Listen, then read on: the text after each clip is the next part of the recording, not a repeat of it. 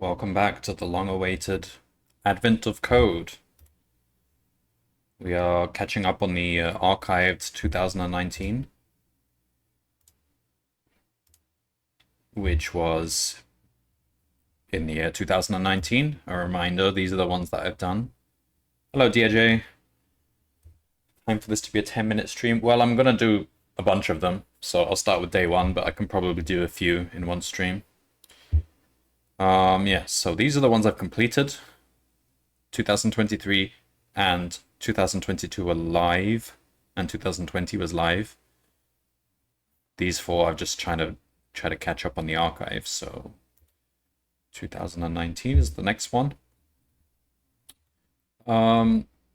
Still have this leaderboard, which people can join. So yeah, bunch of people. Umaro is there as well.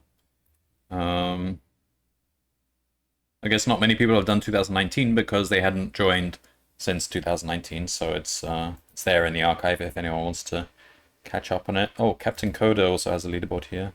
I don't think Captain Coda has done it though. Yeah. Okay, so for those that don't know, oh, let me put the music on as well.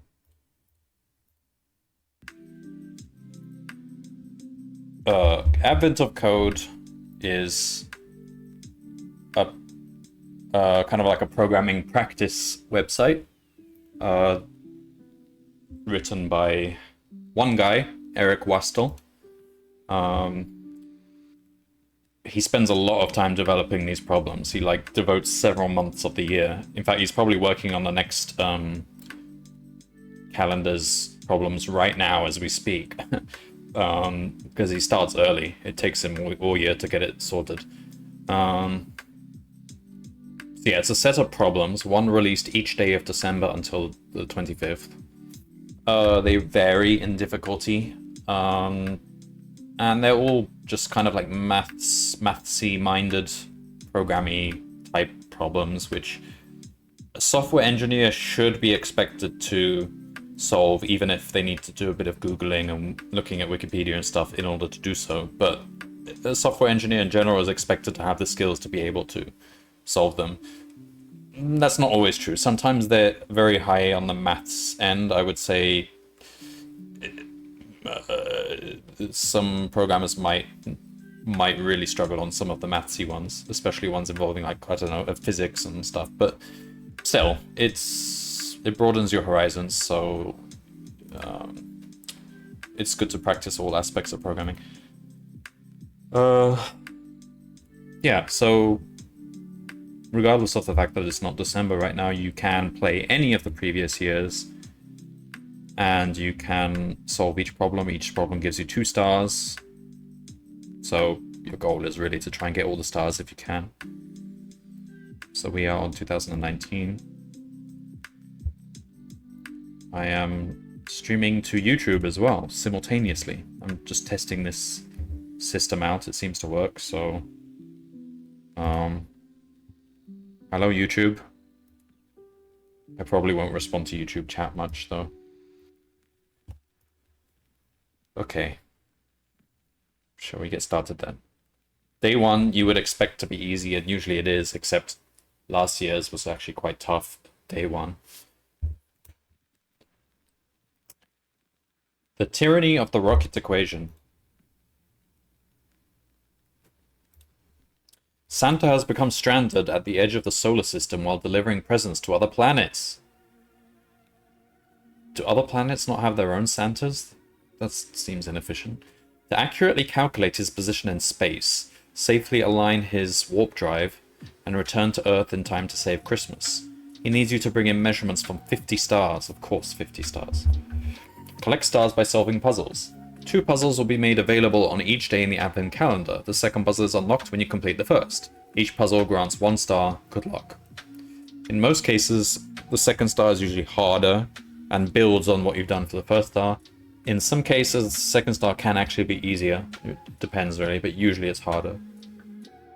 But usually it also uses what you did in part 1. But then again, sometimes it's independent and part 1 just doesn't matter at all, but it varies.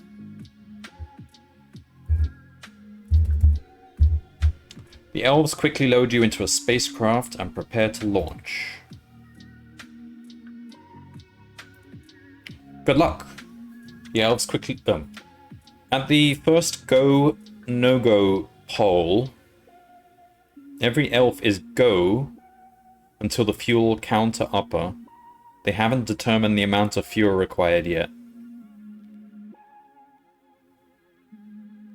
What? Okay. Fuel required to launch a given module is based on its mass.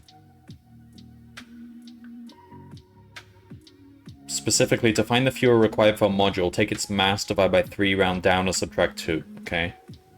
I don't understand this go, no-go poll. Alright. It'll be explained, I guess. For example, for a mass of 12, blah, blah, blah. Okay, yeah, I get the calculation. Yeah, okay. The fuel counter upper needs to know the total fuel requirement. To find it, individually calculate the fuel needed for the mass of each module and add together all the fuel values. So it's just convert these numbers via that mathematical formula. This is, if I read this right, this is possibly one of the easiest part ones I've ever seen. Yeah. It's like even parsing the input. You don't have to parse 2 numbers per line, it's literally just 1 number. Okay. And this go no poll is not relevant right now. Okay. Alright. Well. Whoops. We're not ending the stream yet. Wrong button. There we go.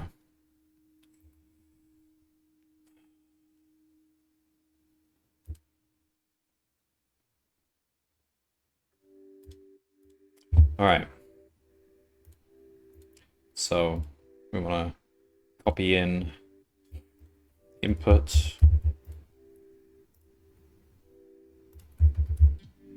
So I can write this in a pretty compact way. We can say, let's just, let's do some of this, Shift Alt, is it, to increase size? Yes, it is. Okay. So, I didn't mention this before, but I will be using Python for all problems, because rarely do I ever see a case where I would prefer another language. In fact, never. Never. Python is always the language of choice for me. I mean, like, maybe SQL could come up at one point, but so far it hasn't. Alright, so, with open input read only. It's good practice to just slip that in as F. Use Fortran. I haven't really touched Fortran much, but I've heard about it, mainly from my colleagues who are geoscientists, because apparently geoscientists use Fortran pretty heavily. Not for any particular reason, other than it's just very legacy and they've just never really moved on to other languages. Oh man, just realized I've got no coffee available. Unless I pop to the 7-Eleven to get a coffee. We'll see. We'll see how long this stream goes on. Alright, so with open, what are we doing? Just... we want the sum of all these things? Yes, okay. Total 0. So we want 4 line in F dot read lines total plus equal. So int line will get the integer, but then we need to do, what is it? Divide by 3 and round down. So basically we do integer division by 3 and then subtract 2. Okay. So it's that divided by 3. Just put brackets in case. 2. That.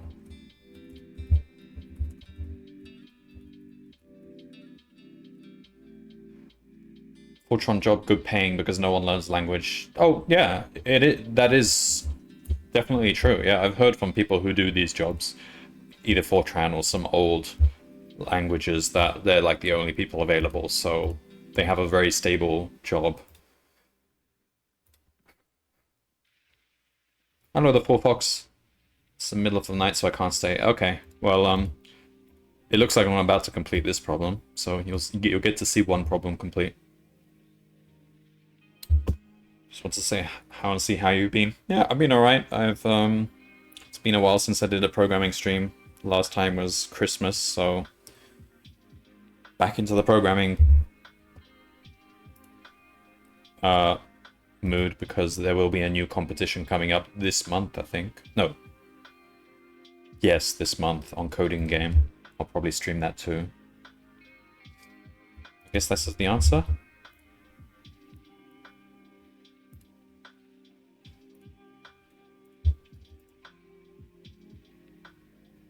Correct. Alright. During the second go, no-go poll,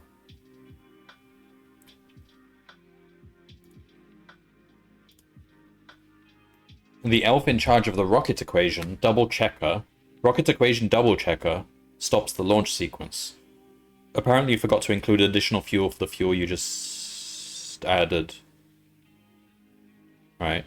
Fuel itself requires fuel, just like a module.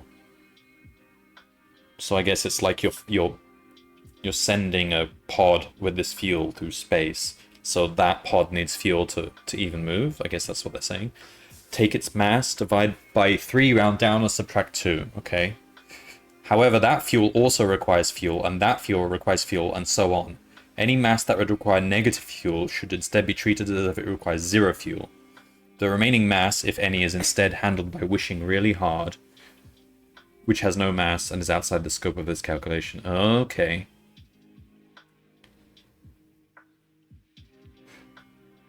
I don't think there's any straightforward formula for this because of the rounding down. So we actually probably have to do a recursive thing. If it were not rounded down, then it would just be a sum of a geometric sequence for which there is a formula for that.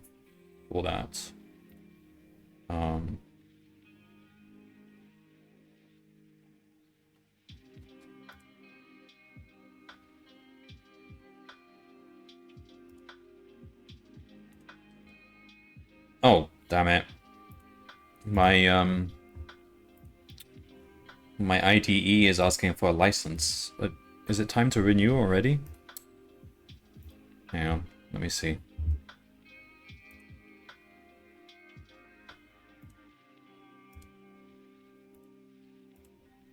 Not now, while in the middle of coding.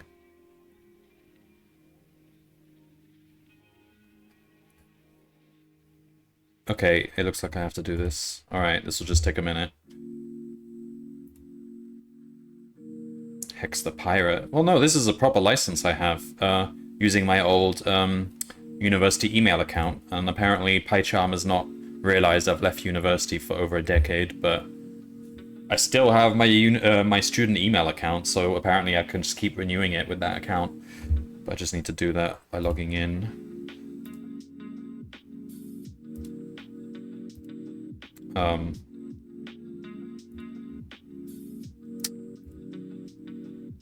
They could have given me a warning ahead of time. Alright, so log into my student account.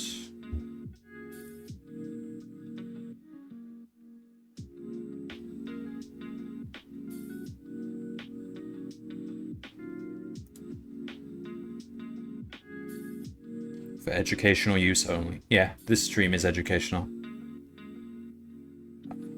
I would hope. Continue.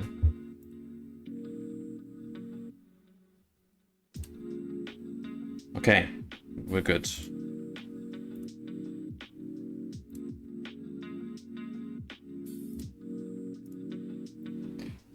I remember getting tons of free licenses from Microsoft products because I was in college. Yeah, you do. Yeah, you get loads of stuff.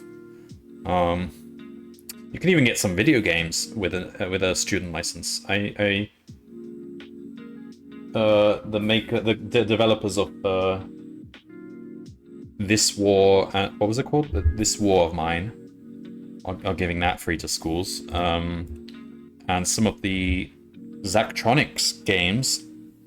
But I don't know if it's university license or school license. Actually, it's probably school license. But yeah, some of the Zachtronics games are free for kids. Although those are really hard games, so I can't imagine. They must be really smart kids to be playing Zachtronics games. Alright. We're back. You should totally stream Space Game. Well, I already did stream most of it. Like last year. I got all the way to the last level. And I am going to come back to it, but I kind of forgot about it. Well, I put it on hiatus because it was just too much for my brain to handle. Like, but I did get to the final level. So there will be a last... I don't know how many streams it'll take me to beat the final level. It looks like it's quite hard. But apparently Zach himself has never beaten his own final level of his game. That being said, I don't think it's considered to be the hardest level. I think I've already passed the hardest level, but the final level is probably the second hardest. So yeah.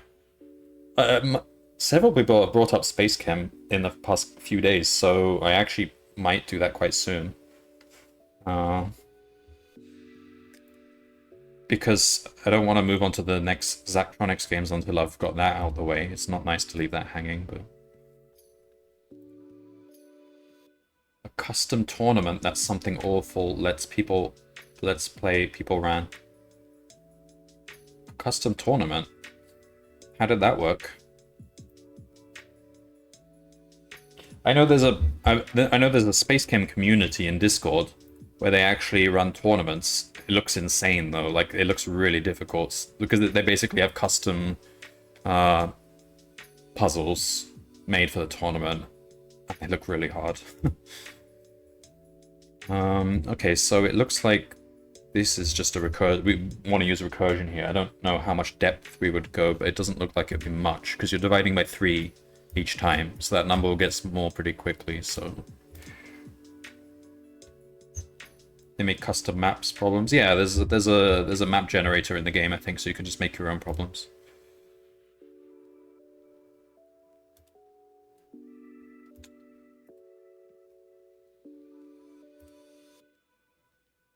I mean, basically you make the requirements, because there's nothing in the...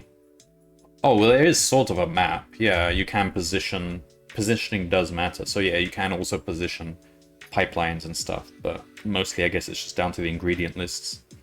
The tournament was point-based, with points given for efficiency with symbols and number of turns. It might be fun to join a tournament like that, but I feel like the people who enter such a tournament must be pretty insanely good at Space Chem, because it's quite a niche game now. And even Zachtronics don't really promote it much because they feel like it was not their best work, and they think they learned a lot from it in their new games. In particular, they think they made it too hard.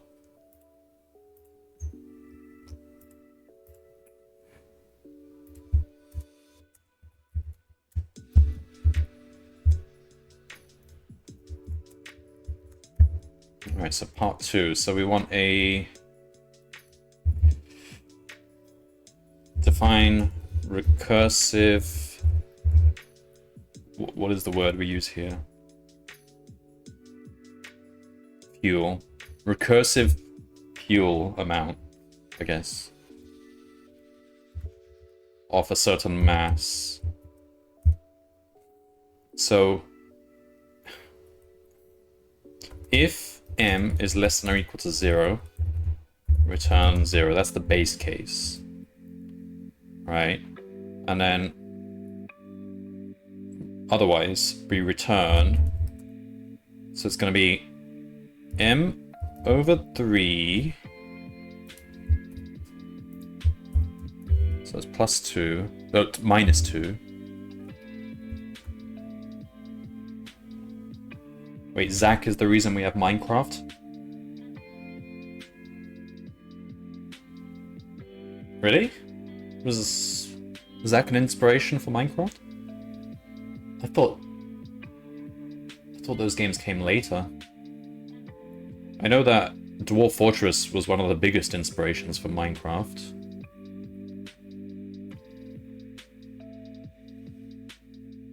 I don't see any connection, though, between one of his first web games inspired Notch. Oh, right, yeah, he did have a bunch of web games before Space Cam. Oh, I think I read that, yeah.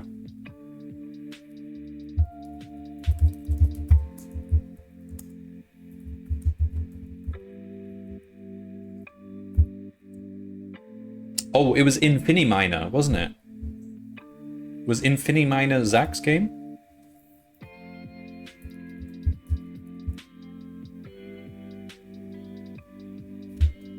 It is. Infiniminer. Oh wow, that is a lot like Minecraft. it looks so much like Minecraft. Yeah, makes sense.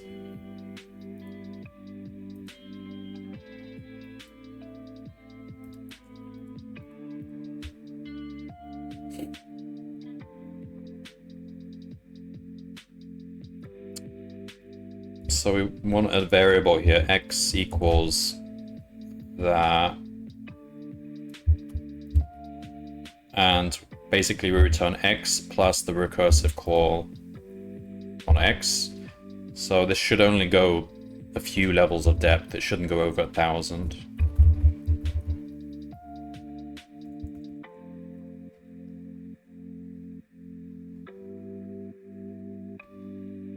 All right, let's clean this up a bit. Let's say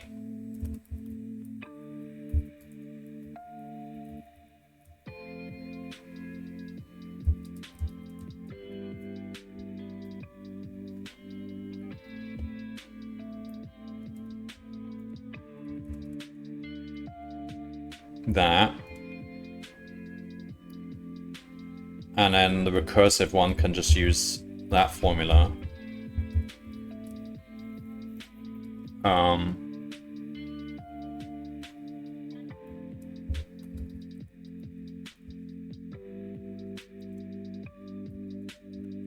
Like that.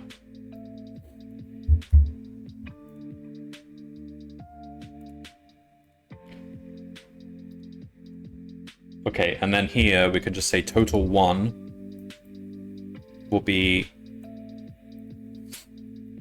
fuel of int line. Total 2 will be the recursive fuel of int line.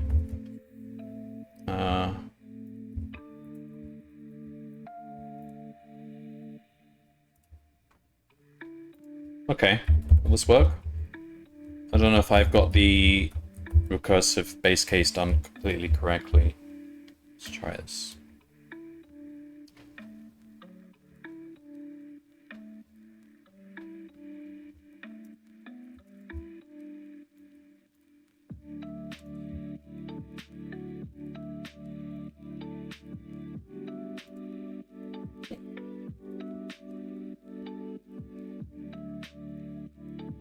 Not correct. I had a feeling it might not be correct. Let me have a look at this. Sum of requirements for all modules in your spacecraft when also taking into account the mass of the added fuel.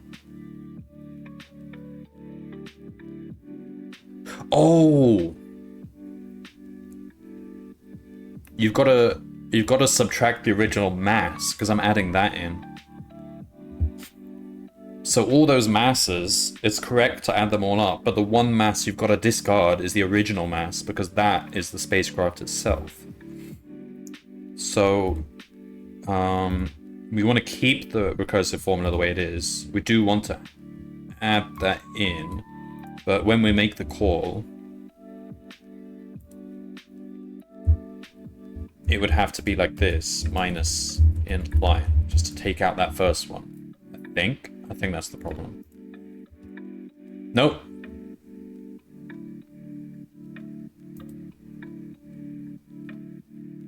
Why did that happen? Recursive fuel of int line minus int line. What? So...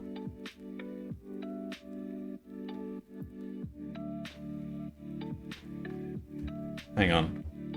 Recursive fuel, it'll be M. Oh no, it's not adding in the spacecraft's mass.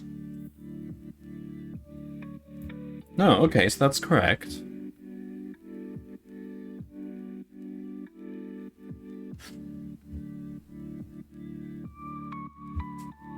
Let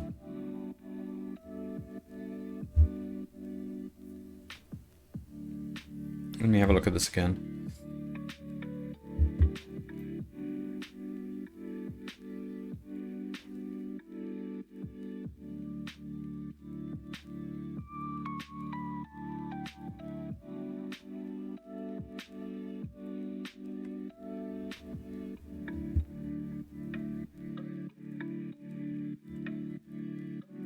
So, what exactly do they mean by fuel requirement? Let me check the semantics here.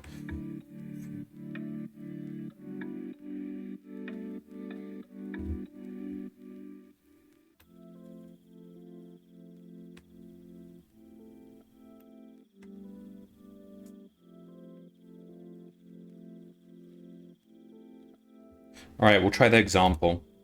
So, the example they've given... Okay, start with 14. Nice and easy.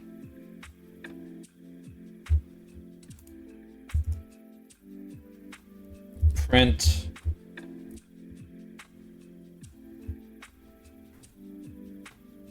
Rec... Actually, we don't have to do this. We could just do that. So 14, 2, and 0.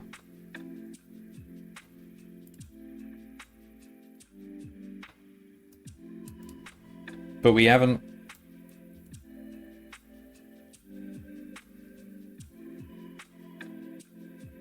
So we've ignored the first amount of fuel. Something's gone wrong then.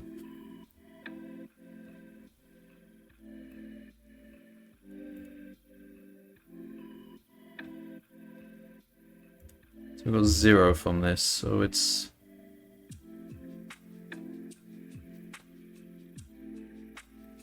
So it's fuel of m, which is m divided by 3 minus 2, plus...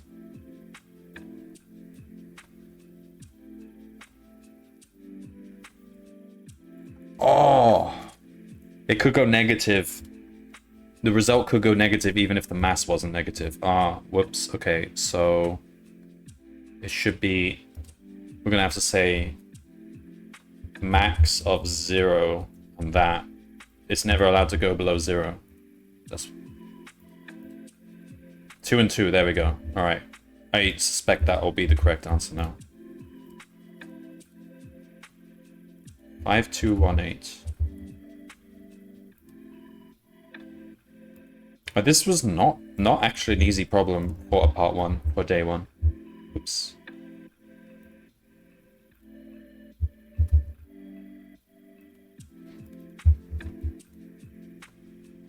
Correct. Yeah, I mean,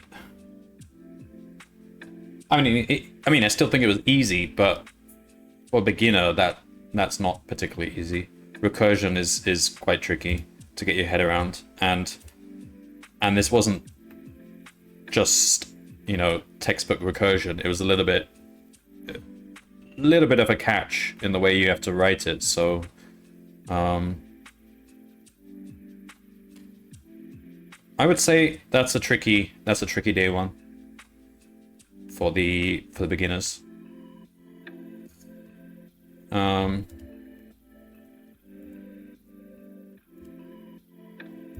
Cool. Move on to day 2 then.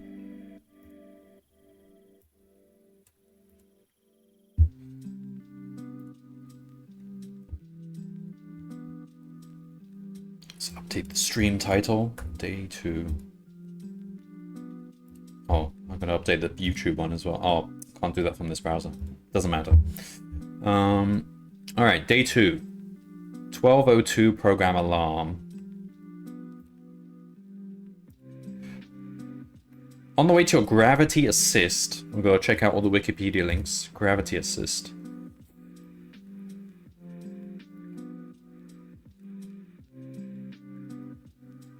Yeah. I know about gravity assist from The Martian. Also from the game, what's it called? Kerbal Space Program. I should go back and play Kerbal Space Program sometime soon. That's I watched Interstellar recently, and that makes me want to play Kerbal Space Program.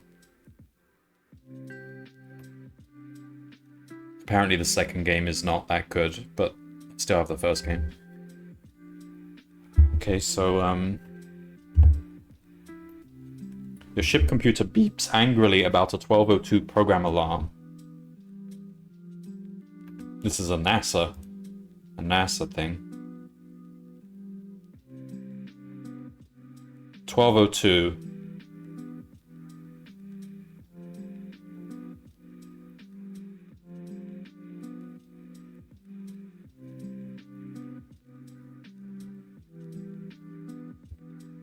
Armstrong says it's a 1202.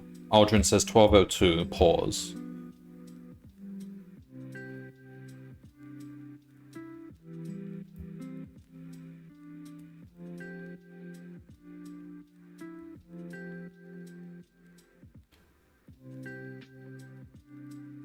Don't fully understand what is meant by 1202. Okay, I'll look into that further. On the radio, an elf is already explaining how to handle the situation. Don't worry, that's perfectly normal. The ship computer bursts into flames. We've got a Wikipedia link for halt and catch fire. Okay, so it's like a machine code.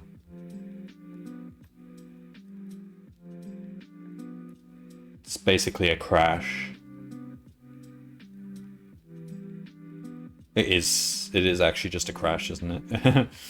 Right. You notify the elves that the computer's magic smoke... Oh my god, how many Wikipedia links do we have to read? We've got to read them all. Magic smoke. Caustic smoke. Okay. Seems to have escaped. That computer ran int-code programs like the gravity assist program it was working on. Oh, this is me talking. I didn't know that my character talks much. I thought I was a mute elf. The gravity assist program it was working on. Surely there are enough spare parts up there to build a new int-code computer. An int-code program is a list of integers. Yeah, I'm not going to open that link. Separated by commas. To run one, start by looking at the first integer. Here you will find an opcode, either 1, 2, or 99. The opcode indicates what to do. 99 means the program is finished and should halt. Encountering an unknown opcode means something went wrong.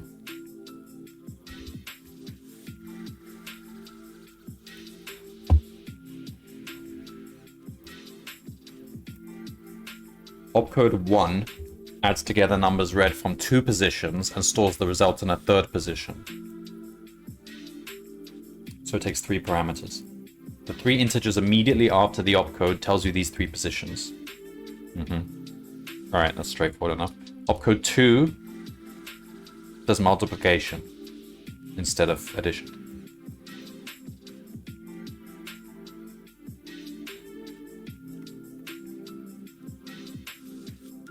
Okay, I don't need to read all this. I think I get it. Once you have a working computer, the first step is to restore the gravity assist program to the 1202 program alarm state it had. Okay. To do this, before running the program, replace position 1 with the value 12 and replace position 2 with the value 2. What value is left at position 0 after the program halts?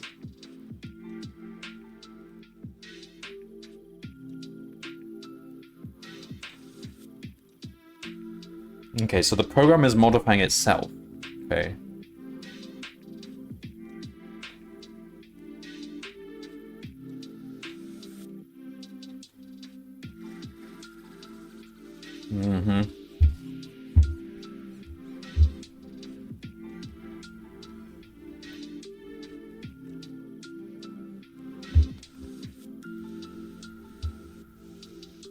That's the program.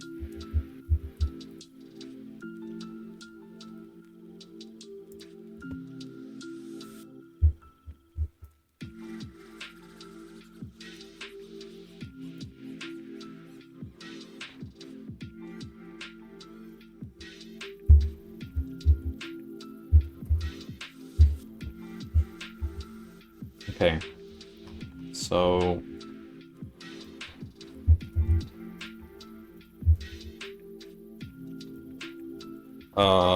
program equals f.readline dot split, let's say int x for x in dot split on the comma. So that just gets the program.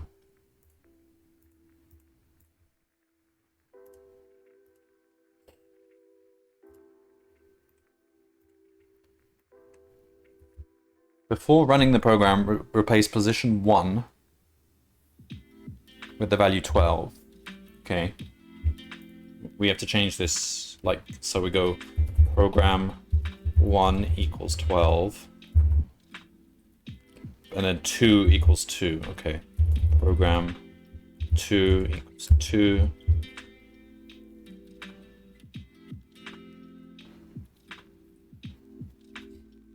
Okay, so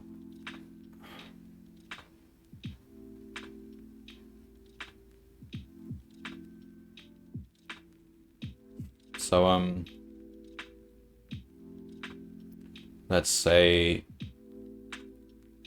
let's have a thing called program counter, and this is just what index we're looking at, so it starts at 0 while true. So each step we look at the number that we're on. In this case, it would be 1.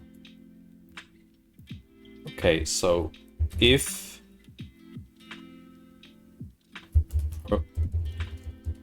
opcode equals program 0, not 0, whatever PC is set to.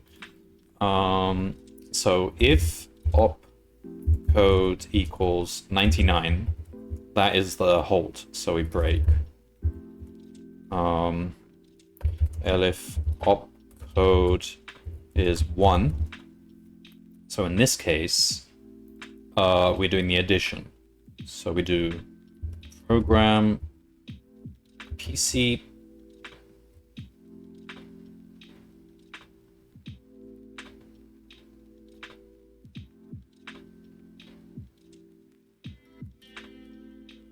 so it's going to be we take whatever PC plus 3, that's the way we store the number. So whatever number is there, that's where we're going to store the result. So program of that is going to be set to program PC plus 1 plus program PC plus 2.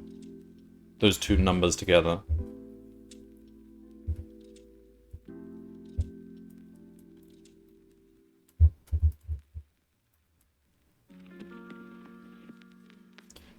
Multiply if it's opcode 2, and if it's anything else, which I don't think would happen, but if it does, an error, because that might be something they've slipped in there, so it halts if that happens. So either way, we want to print whatever is in location 0.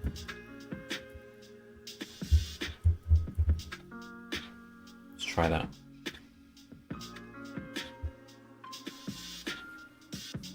Oh, I forgot one very, very important thing.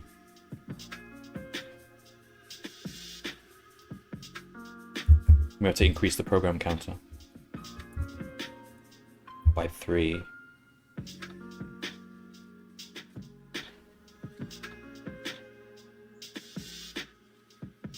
By 4 even.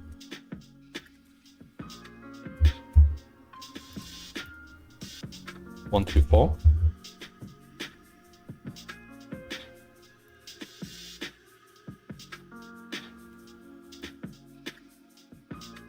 And to listen to the fans start to spin up. Yeah, they were about to start up when I was in that infinite loop.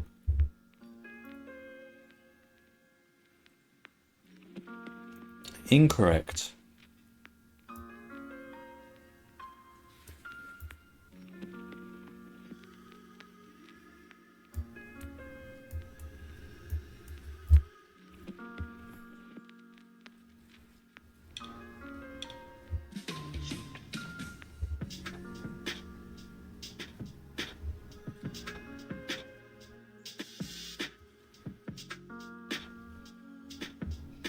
Okay. Let me make sure I've done these opcodes correctly.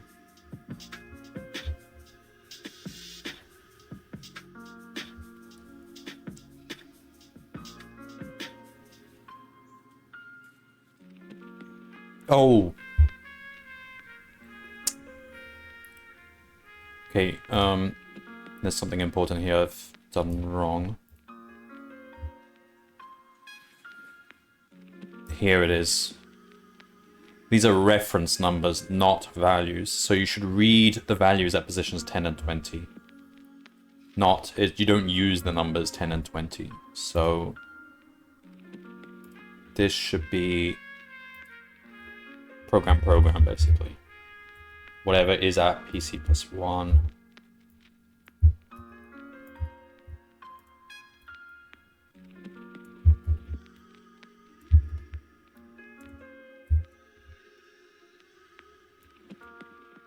There we go, that's a bigger number.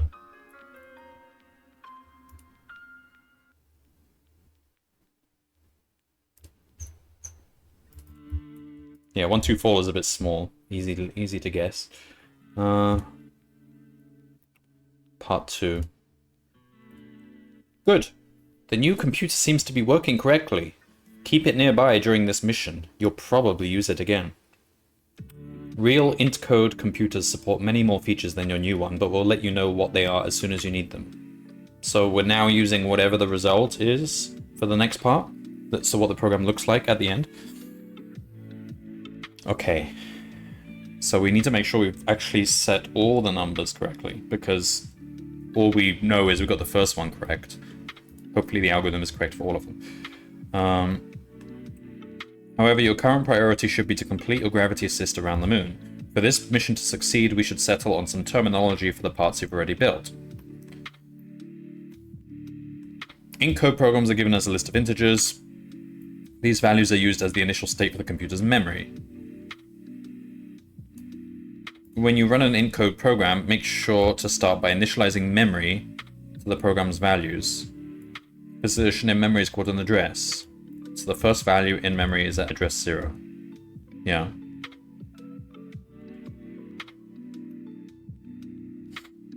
Is this different to what they said before? I think they're just kind of reiterating. Well, okay. Opcodes mark the beginning of an instruction. The values used immediately after an opcode, if any, are called the instruction's parameters. For example, yeah, that's fine. The address of the current instruction is called the instruction pointer. So I've been saying program counter. We can call it instruction pointer instead, maybe, just to be in line with what they've said. It starts at 0. This is always 4 for the add and multiply.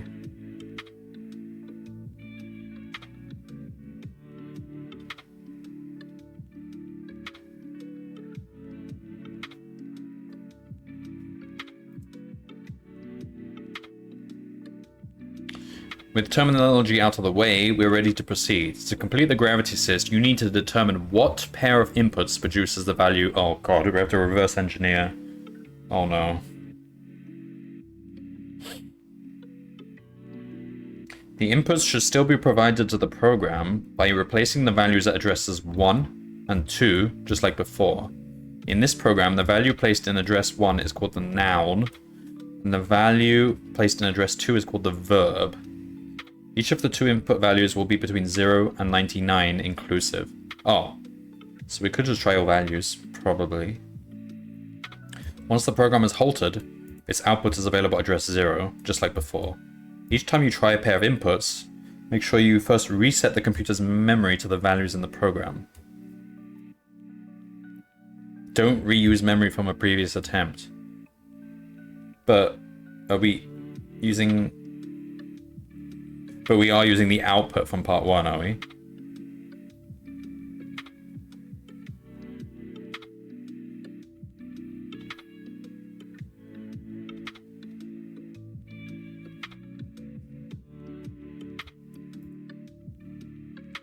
No, we're not.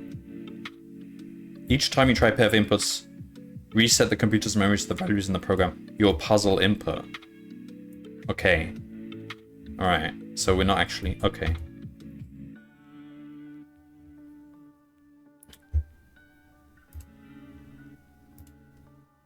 Alright, well, first, there's a way we can clean this up. We can say,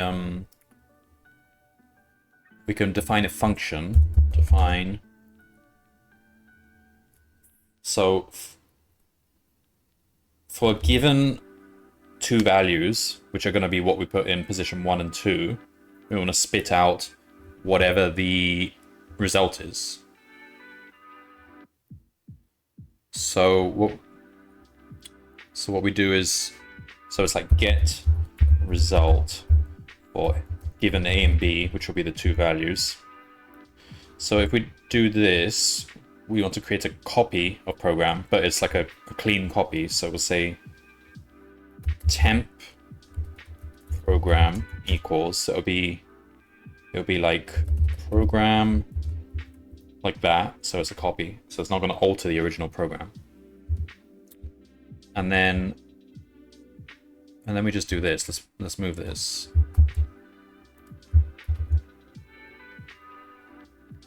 So it can never infinite loop because it's always going forward by 4 each time. We don't want to print that. We'll just break out of the loop. So there's two places it can break, either 99 or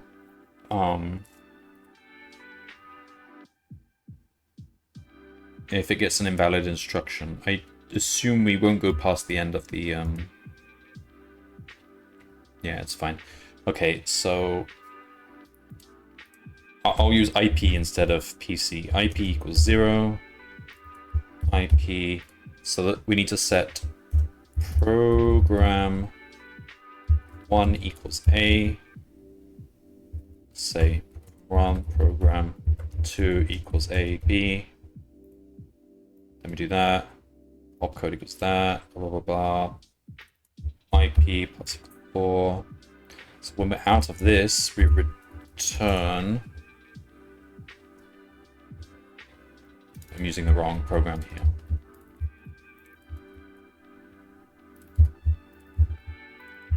Oh, this line's really long now.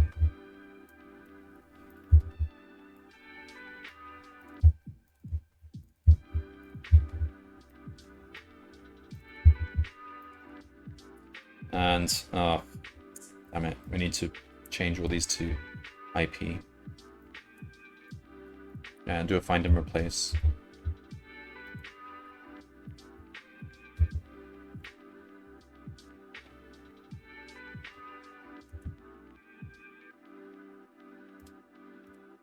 Okay, it would have been faster just to...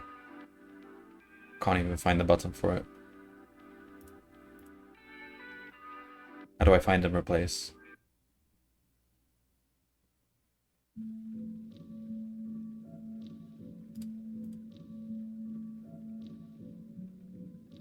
How do I find and replace? One of the most important things.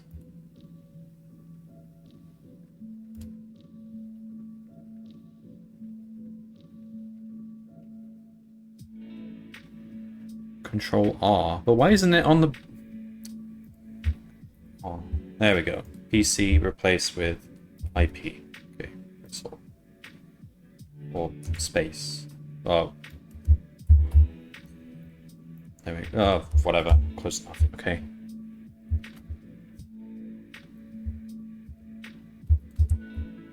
Okay, close the window now. How do I close the find menu? It's just taking up space there. Ugh, okay.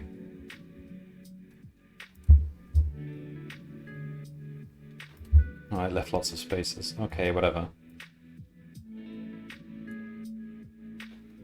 Return temp program 0.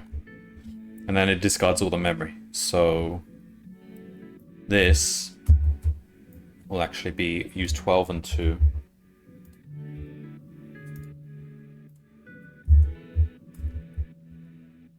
Print get result using 12 and 2. Let's make sure we get the same result. 2894. Yep. Alright, so now for part 2,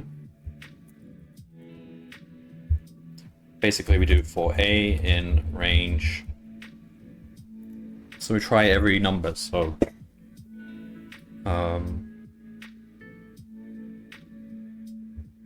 what was the range? 0 to 9?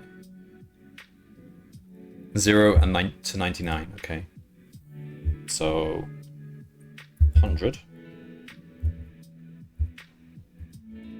For B in range 100.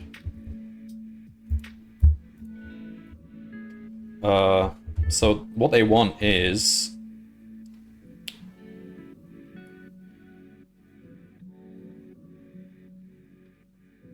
okay, if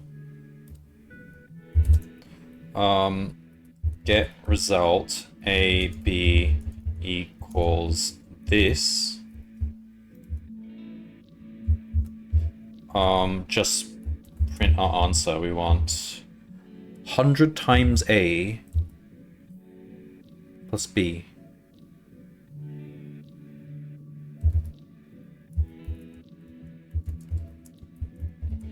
Break. That would just break out of the B. Ah, good enough.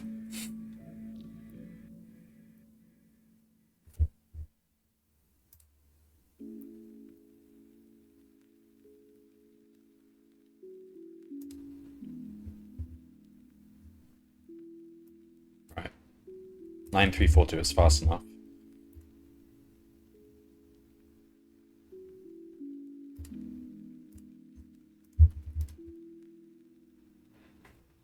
Correct.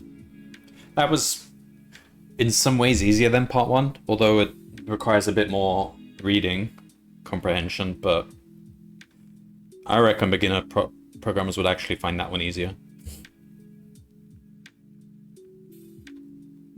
You just know you need to know your lists and how to manipulate lists, which a lot of people get wrong, to be fair.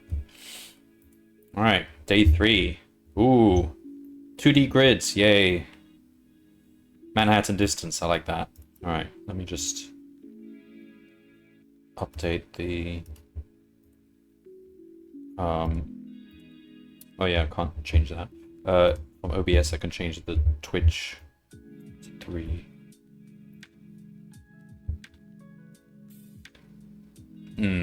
Okay.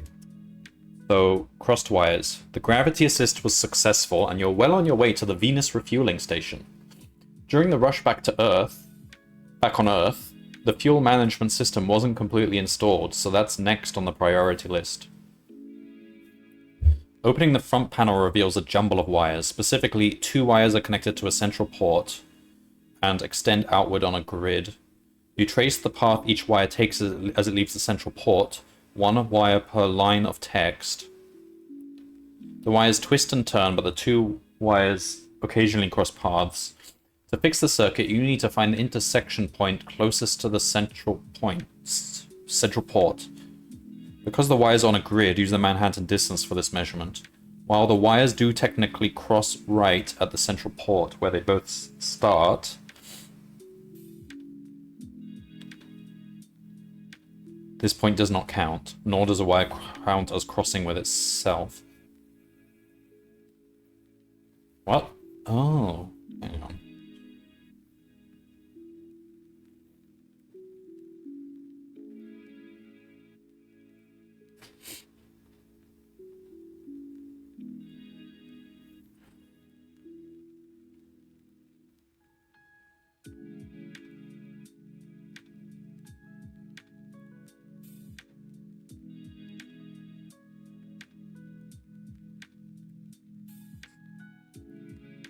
So the central port is circle.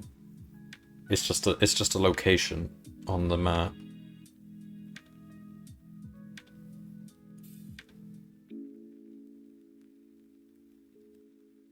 Oh, I see.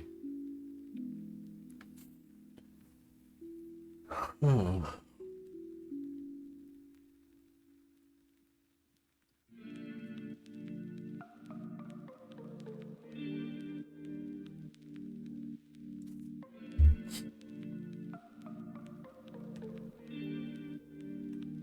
So I don't think we need to use any geometry here. We don't need to draw any grid or anything. It's purely a numbers thing. Alright, I have an idea. So basically we want to keep track of all the pairs of coordinates that describe one edge of the wire. And we want to find crossing points, which means one pair is going horizontally and the other wire has taken the vertical, which is crossing that one. That's a simple arithmetic thing. We probably want to keep hash sets of each. So keep a hash set of all the pairs for wire 1, hash set of pairs for wire 2, and then you can just kind of cross-reference them, can't you?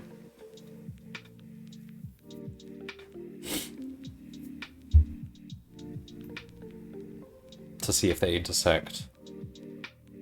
So you're not actually looking for... Well, you don't have a map. You don't have a visual map. I originally thought maybe you're looking for a plus symbol. But it's a little more difficult than that, because not only do you need to find a crossing point, but it's got to be a crossing point between two different wires. But I think this is alright. Manhattan distance, yeah. And yeah, you just got to find the minimum across all of them.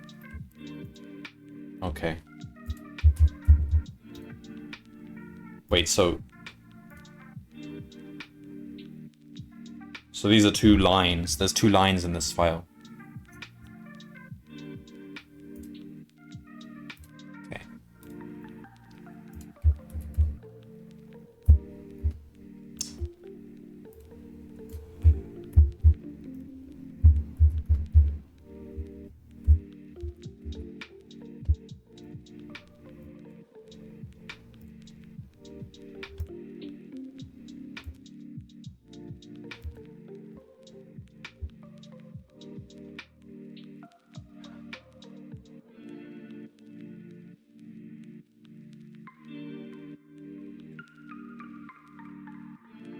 Right, I'm going to say wire 1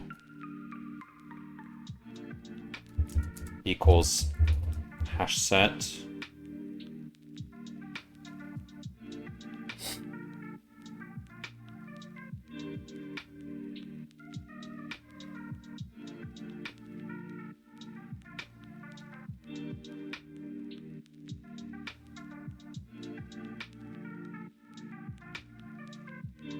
Hang on.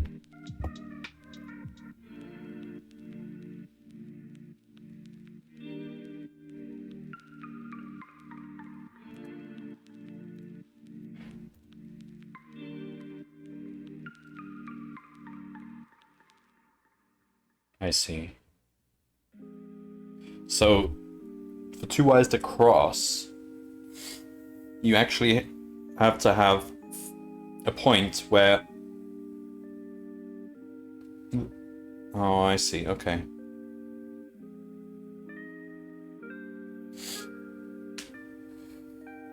So, you have a point, and there are, for one of the wires, there is a horizontal line coming left of that point and right of that point. And for the other wire, there is a line going up and going down. That's what we're looking for.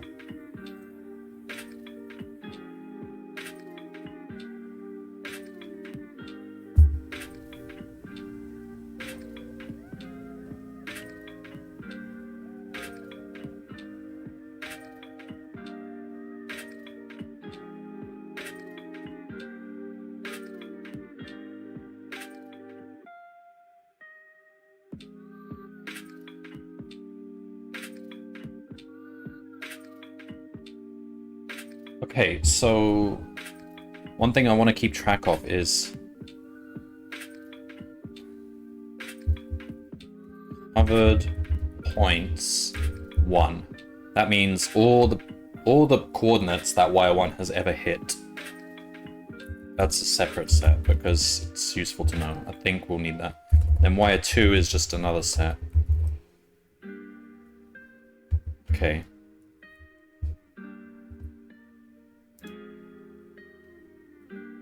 Hello, Warbro War.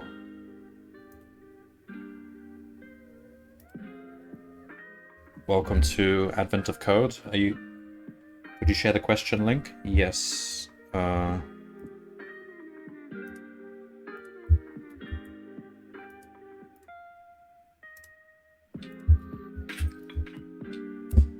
we go.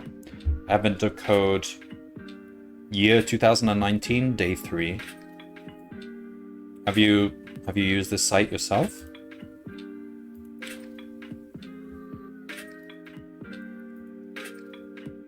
So, just wanna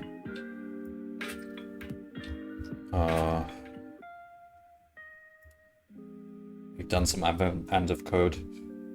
Did you do any of them live, like in December, or have you just mainly done archived ones? There's also a leaderboard link if you want to join my leaderboards. Oh, do I have it somewhere? Yeah, here it is.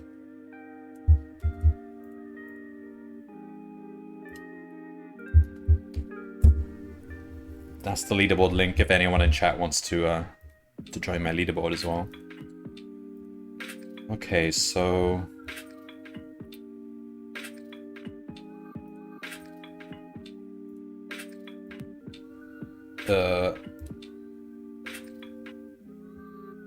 yeah, okay, so copy that. All right, so the first line is just a set of commands, so we want to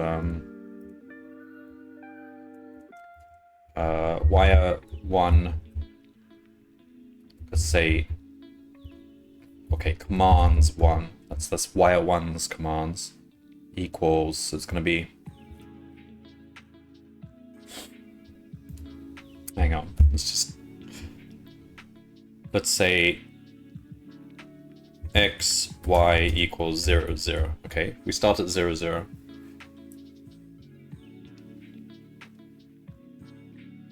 Which is the origin that the wires start from. Okay, so we say for command in, it's going to be like this. Splitting on the comma,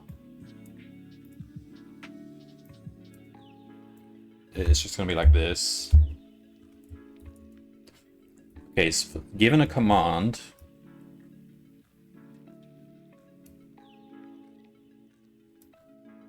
it's basically if it's right. Okay, so it's like if command dot starts with R, then it's going right. So we want x plus equal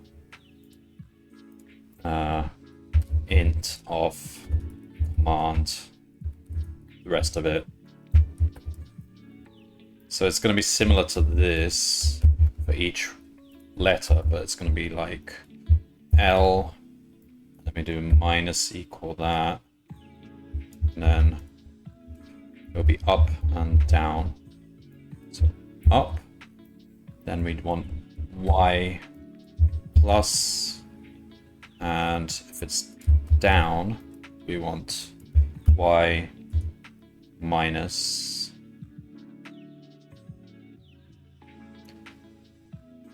Okay. Oh.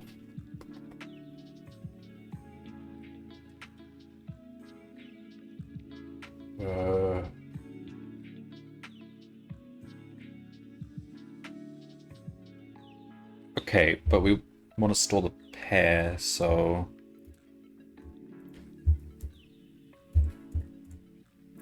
we want to say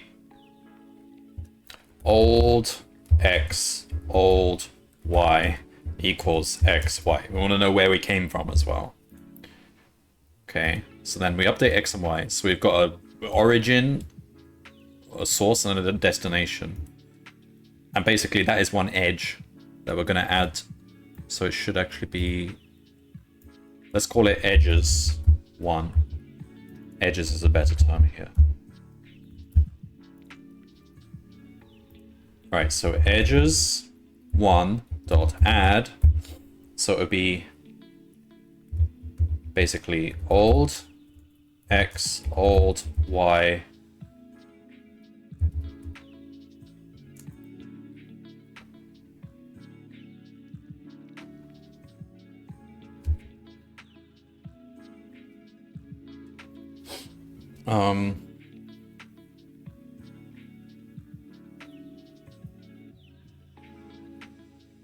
Yeah.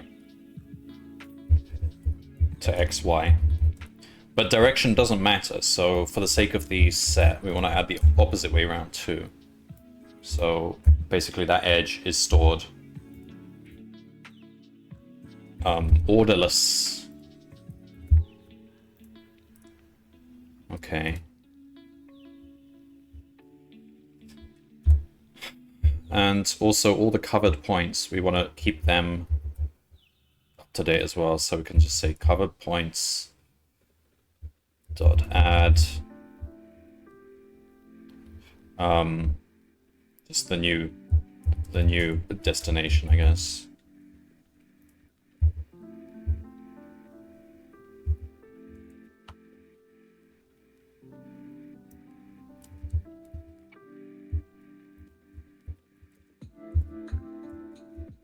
Okay.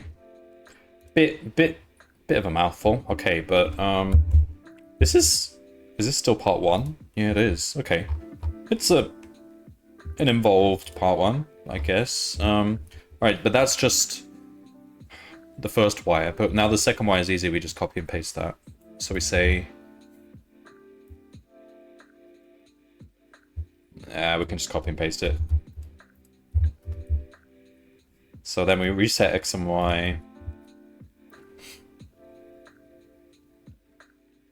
Get the next line. So it's the same code, old xy, blah, blah, blah. The only thing we change is edges 2. And we don't bother storing covered points.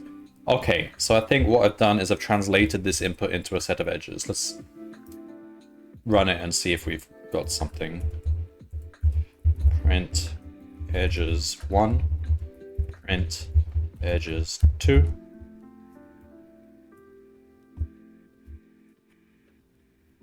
Yeah, this has to be a pair of pairs. So it'd be like that.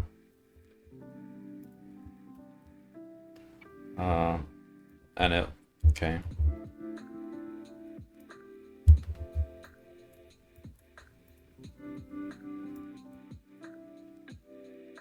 Okay, that looks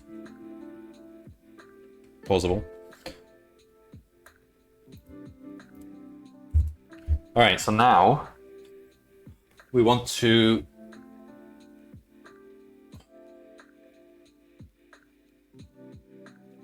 basically find the minimum Manhattan distance to the origin out of all possible intersection points. Okay, every intersection point is necessarily a point that wire 1 visited, so we only have to check all the points here. Okay, so the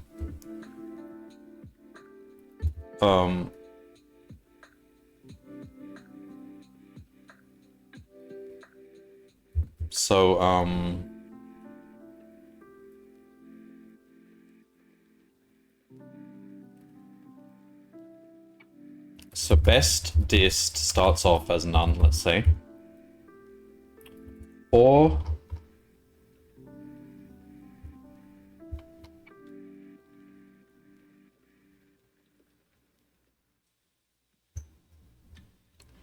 so for let's say, I don't know, px py in covered points 1. Okay, so this is every candidate for intersection point.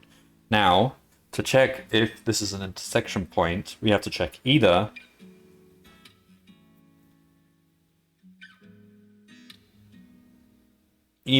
edge wire 1 has 2 vertical lines through it and wire 2 has horizontal lines through it,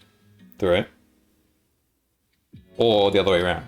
So let's try and phrase that. So let's say if wire 1, okay, let's say wire 1 has 2 horizontal lines. So if,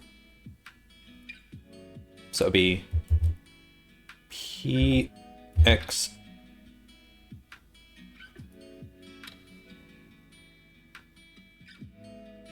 minus 1 to px, no, py, and this is one edge going to px, py. So that is one edge in edges 1, and basically the same thing, but from px to px plus 1.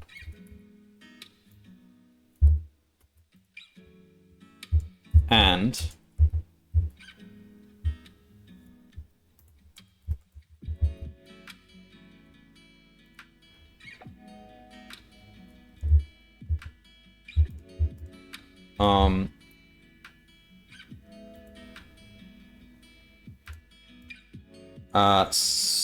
for vertical, we want px, py to px, py plus 1.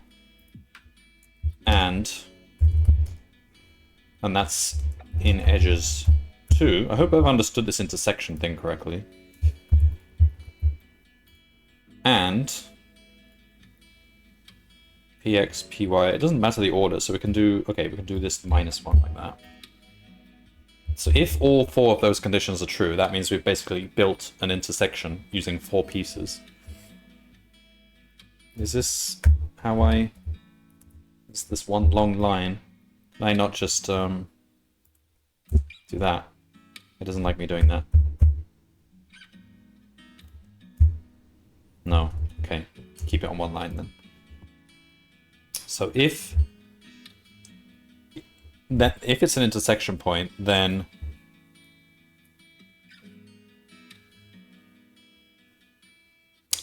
distance is going to be the absolute value of px plus the absolute value py. That's the Manhattan distance.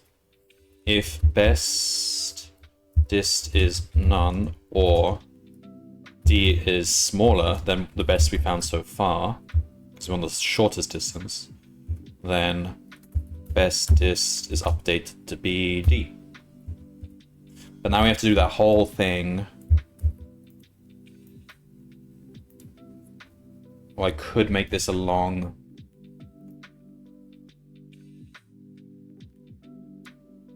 Alright, so this is one condition.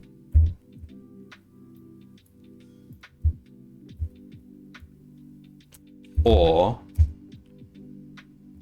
that whole thing again, but just swap 1 and 2. I'm sure there's a way of simplifying this, like removing the amount of ordering we're doing. Alright, so this is an edges 2, and then the other one is an edges 1, edges 1. So if either of those are true, that's an intersection point. Okay. This was one wordy solution. Okay, print best dist.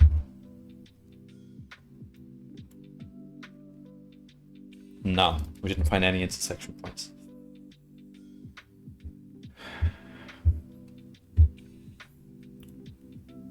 Alright, DIJ. See you next time.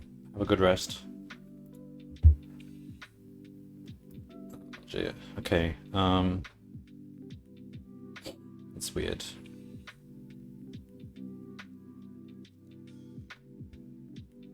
Wait, these numbers look strange. Oh, I just realized something. Oh, I've done this horribly wrong. We've got to add all the this L command 106, we've got to treat it as if it's go left 106 times. Of course. Because I'm just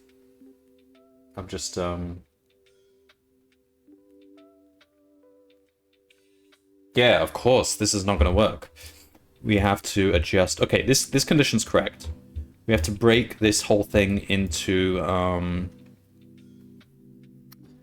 Oh man, this is gonna look messy. Okay, let's rewrite this. So we say prefix equals the first letter, and num equals int command 1. Okay, so we can just say if prefix equals r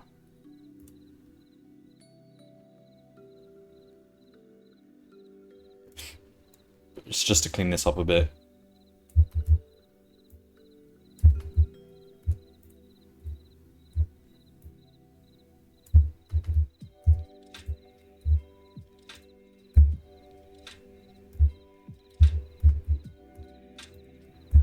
Alright, so use prefix. Now we want to do this whole thing num times. So we can treat it as if we just had that command 100 times. I think the numbers are fine, it won't take too long. So for each of those, we do this, and then we do this whole thing for each of those. So we put the edge in, and we update the covered points. So basically we just expand this as if it said up, up, up, up. You could actually just change this input to say R 1,000 times and so on, and that would actually work, but okay, we can do it like this, and then this whole thing has to be copied.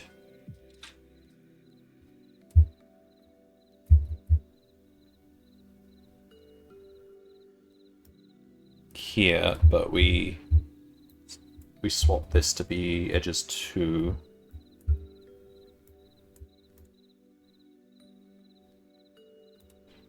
Alright. Is that better? It's gonna take a while now because there's a lot, but... Okay, still no crossing points. Don't print this stuff because there's too many. Print length of edges 1. Length of edges 2. So there's 300,000, 300,000, and for some reason we're not finding any crossing points.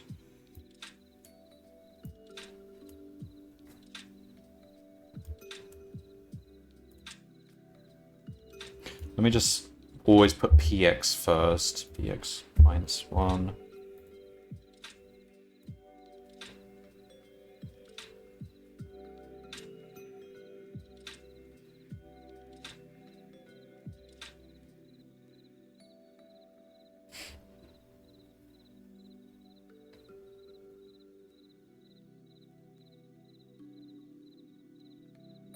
So we do x minus 1, x plus 1, y plus 1, y minus 1.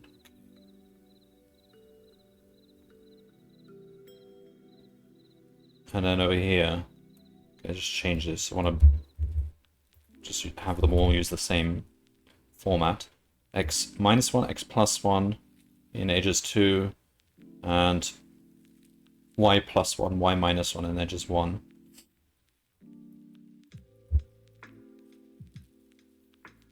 So we didn't find any crossing points. Okay.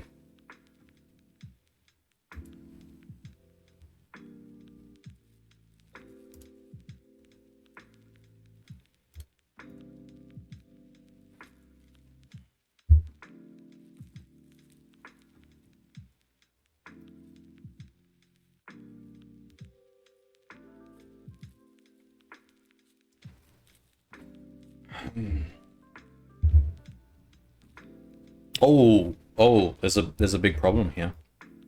That should be moved to inside the for loop. Whoops. Yeah, that's a bug. Otherwise, we're not keeping old to be one space away from new. So then we're adding weird lengths of edges. Okay, yeah. That's just plain wrong. Okay, try now. Still none, okay.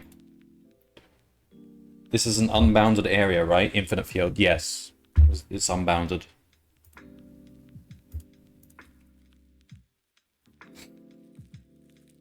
Okay, any other obvious issues? Otherwise I just try the example. Oh, this is wrong as well. God damn it. This should be add 1. Add 1, because I removed... that became obsolete. We don't need to do that anymore. There we go. Yeah, these should all be 1. So again, I was adding weird lengths of edges. Now it's just individual 1 length edges. Okay. There we go. We've got something. 1064? I don't have a strong, good feeling about this, but it's a start. Oh, it's correct. Okay. It's tricky to put that all together, but conceptually it's not difficult, I guess. It's just you gotta keep track of all the different edges you've created and ignore the time at which they were visited, because I think the mistake some people might make is try to run these 2 wires in parallel and see if they cross. You're trying to see if, you know, an early part of the wire might cross a late part of the second wire, so you basically got to keep a hash set, or at least a hash set is the most efficient way of doing it, I guess, of all the visited points, and just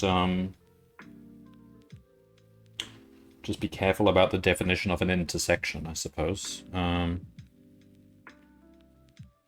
Yeah, it needs a lot of careful coding there. It's not particularly easy, and that's part 1.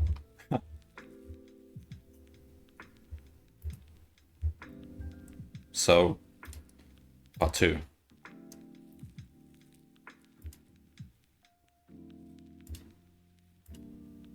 It turns out that this circuit is very timing sensitive. You actually need to minimize the signal delay. To do this, calculate the number of steps each wire takes to reach each intersection. Choose the intersection where the sum of both wires' steps is lowest.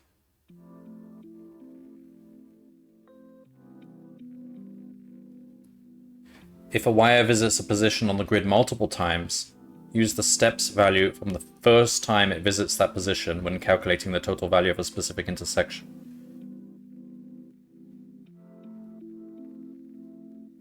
This is not much harder. We just need to keep an additional hash map, which is time visited, and make sure we keep the first time.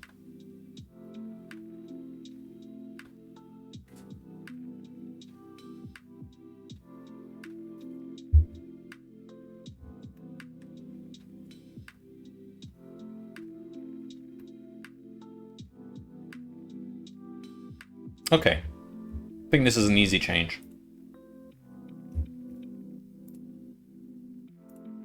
So, this was part 1.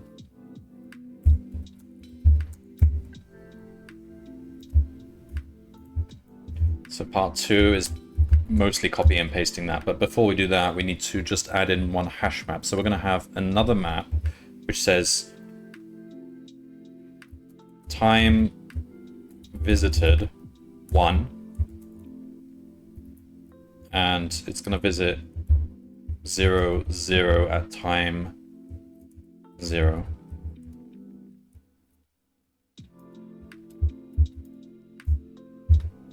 Time visited 2. Alright, so every time we move to a new XY value, alright, we're gonna have to set time equals 0.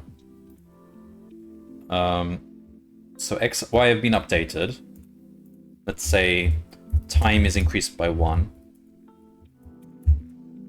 We add in the edges, cover points, and then finally we update time visited 1 XY. Oh, this is gonna be the first time. So if x, y is not already in time visited, then we add it for the first time, equals t, time.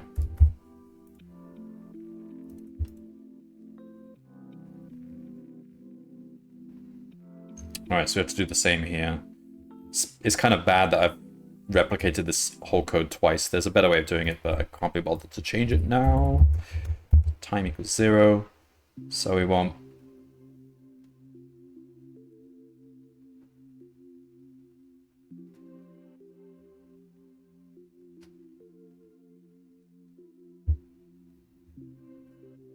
should I change it? Let's make the code cleaner. Okay, so let's say for wire in 1, 2, we do this whole thing.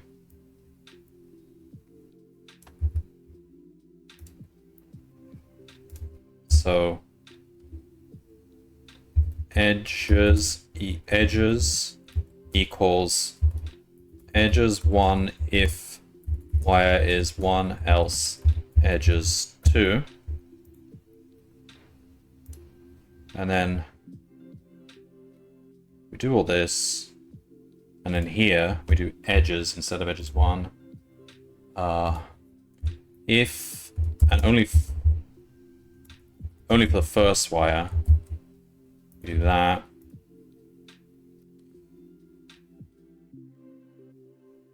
And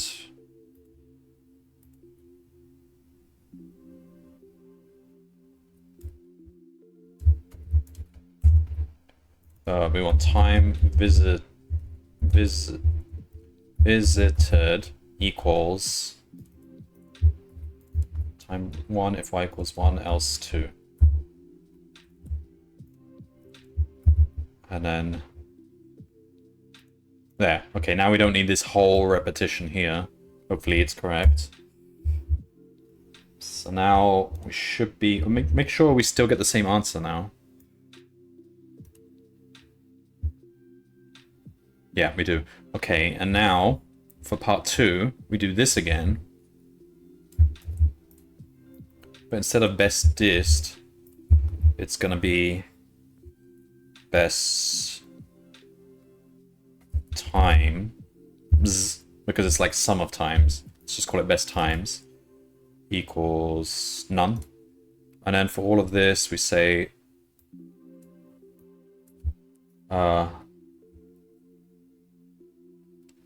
t equals time visited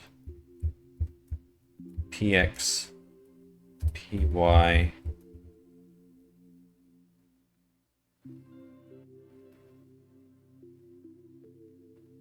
plus, so it's going to be time visited 1.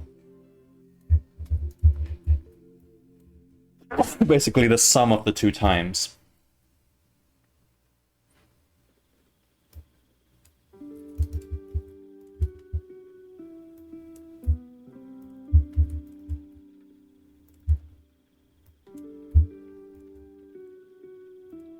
So that's part 2. 2, 5, 6, 7, 6.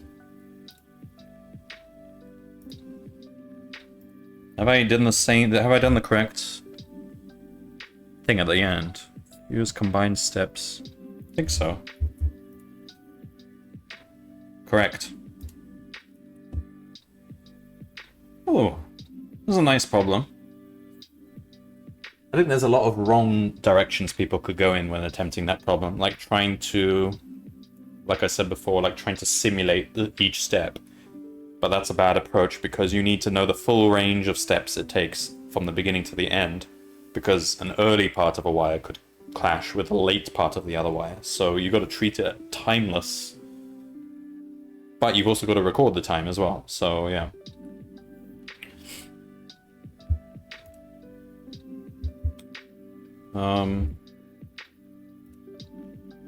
Yeah, pretty nice problem.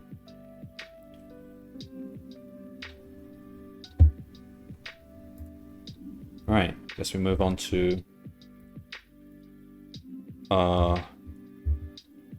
Day 4. We are whizzing through these. Are we really? How long has that taken me?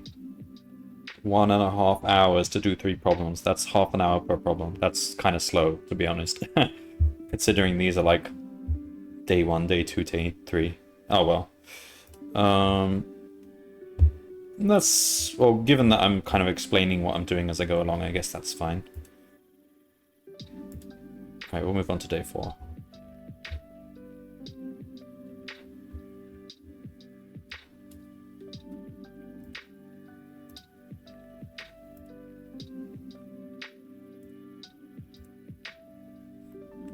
Nice short description. I do appreciate a nice short description.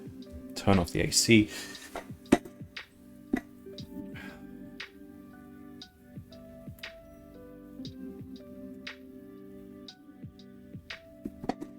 Okay, you arrive at the Venus fuel depot, only to discover it's protected by a password. The elves had written the password on a sticky note, but someone threw it out. However, they do remember a few key facts about the password. It is a 6-digit number. The value is within the range given in your puzzle input. So it's from this to that. Okay. 2 adjacent digits are the same. Going from left to right, the digits never decrease. They only ever increase or stay the same. How many different passwords within... Seems easy. It's just a for loop and count whether it satisfies the password. Alright. We don't even have a large input here. We just need to...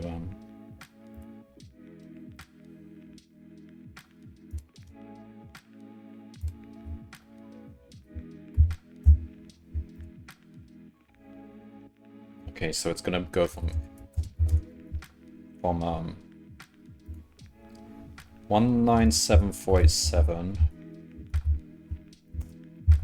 to that. Inclusive? Yeah. Alright. So if we want to determine whether a number satisfies the rules, let's make a define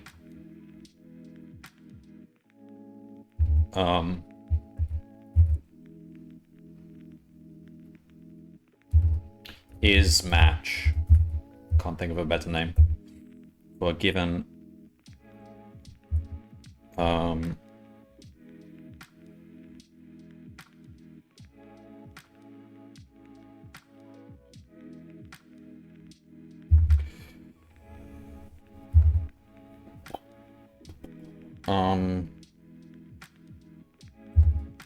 for a given number, D.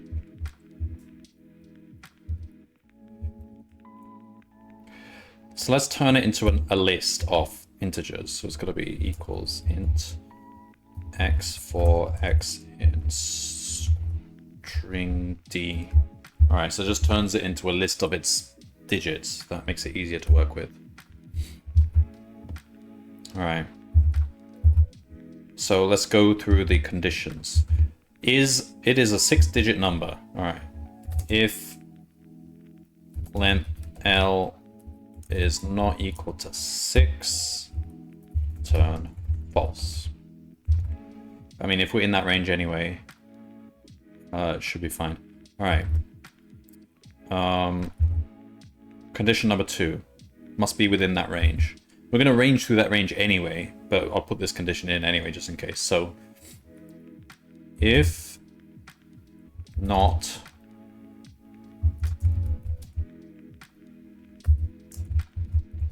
in the range A to B, turn false. All right, the next condition. 2 adjacent digits are the same.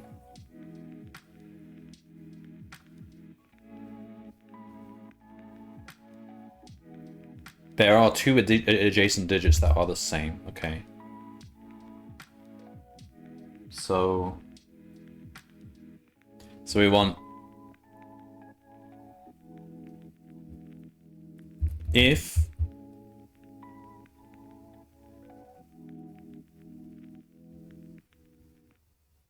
So basically turn this around, say if all digits are different to their neighbors, then we return false. So if all, so we want to say Li is not equal to Li plus 1 for I in range length L minus 1. We should just use some numbers here. N equals length of L. So if N, we want N minus 1 there. So if all neighboring digits are different to each other, return false. Alright, and then the final condition. Going from left to right, the digits never decrease. Okay, so it's similar to what I just... Right, so if... But we want to say if any...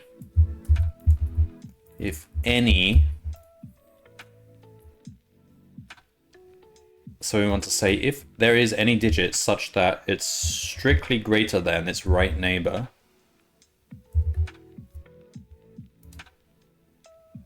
return false. And then if you get this far, return true. So part 1, we're just going to say print sum of map is match to the range A up to and including B. Nice compact way of saying that. So applying is match to each thing in that range. And that gets us a boolean. We just sum up those booleans and that interprets them as the integer 1 or 0. So what do we get? 1640.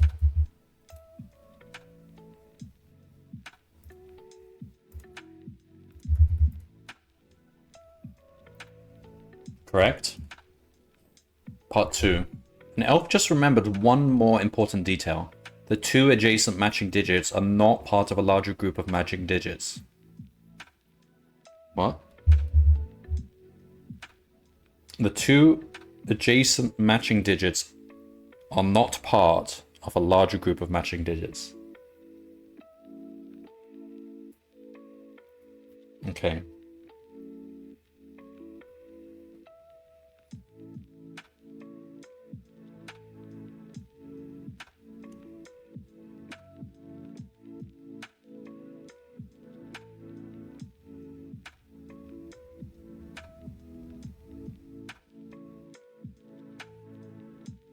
So what they're saying is, there is a double that isn't a triple.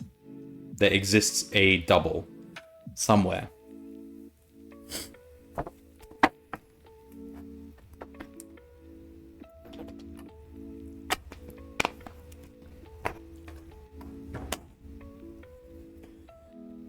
Oh, how do we phrase this exactly?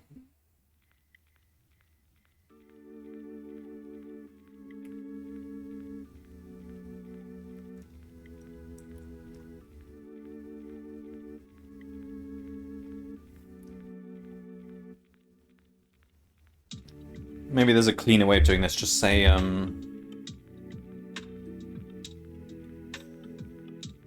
we're counting the number of runs, a run being a bunch of digits that are equal to each other in a row. So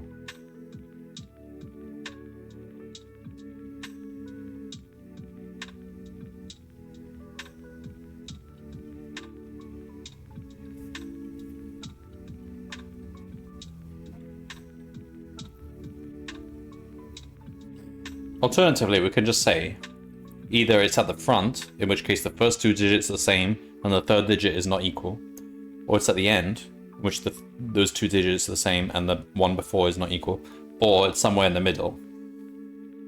Then what's easier? Should just do that. Okay, so let's say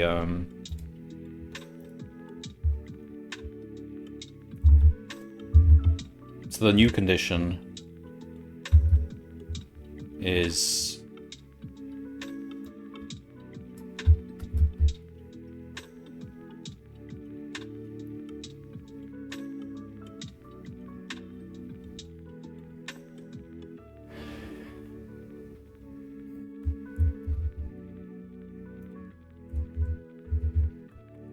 so we make a new is match 2.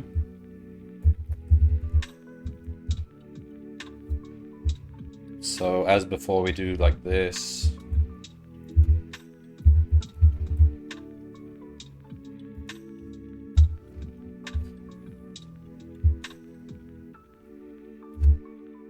So it has to be a match in the original criteria.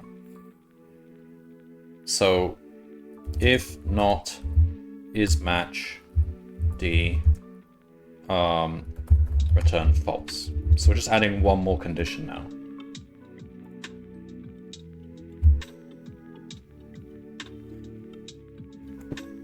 I'm saying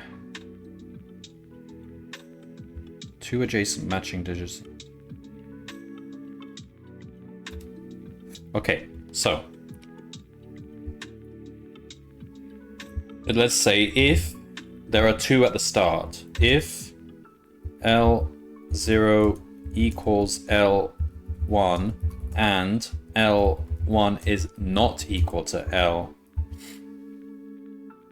L2, return true. All right, that's one possible way. There's three ways this can happen. Or we can say if L minus 1 equals L minus 2 and L minus 2 is not equal to minus 3, return true. Finally, the middle, we can say if any, how do we do this? Say,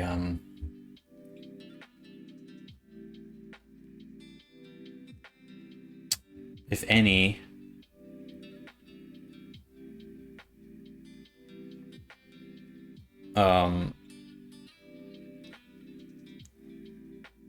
let's say for a given I value,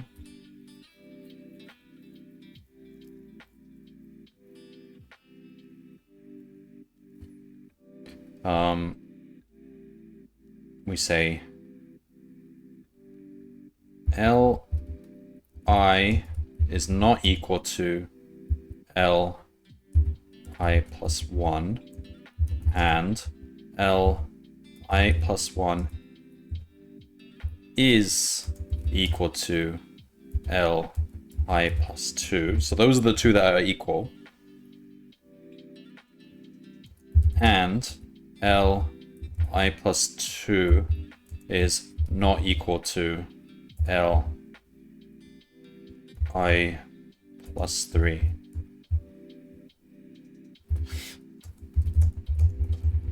So we can find any triplet, not even triplet, it's a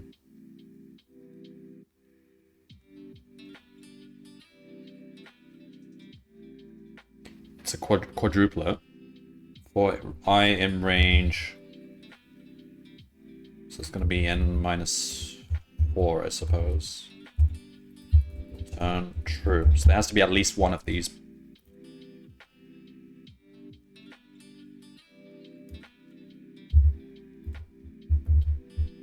Return true?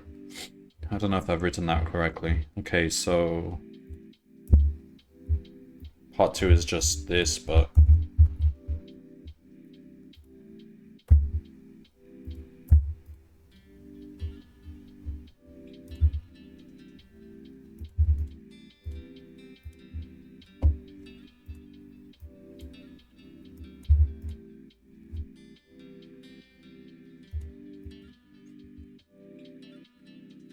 unsupported.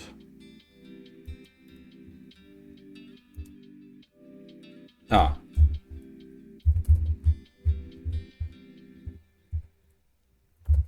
So if we get here, return false.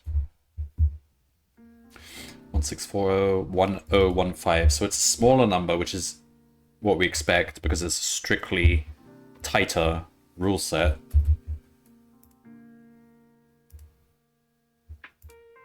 It's just a question of whether the logic was correct.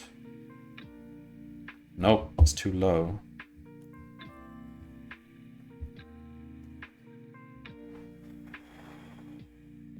Oh, okay.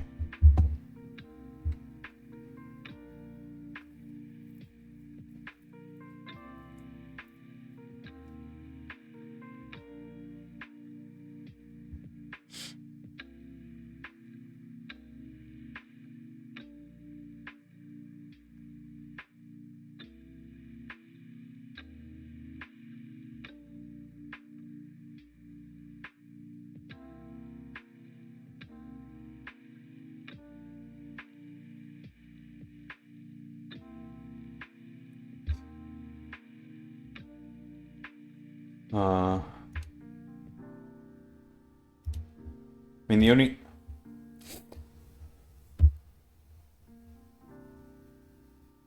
Let's have a look at these conditions again. L0 is L1, and L1 is not L2, so that's like the pair is at the start. Here, it's at the end. Not equal to L3. I feel like those are fine.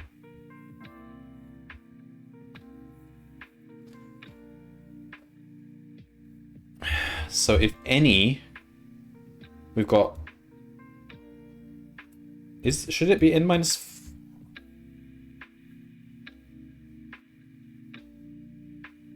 Should it be n minus 4? Just completed day 3. I'm on day 4 now. I'm just finishing it off. Well, hopefully just finishing it off. I have a mistake right now, but looks like I'm almost done. So you did day 3 then?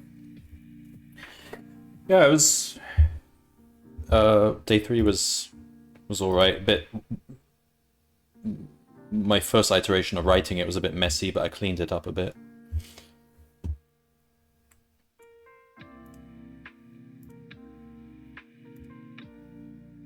Alright, so... Day 4...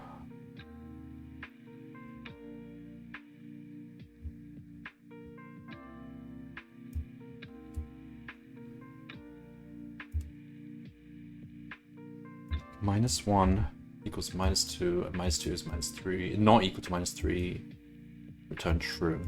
So it's this, I think the only thing that could be wrong, if anything,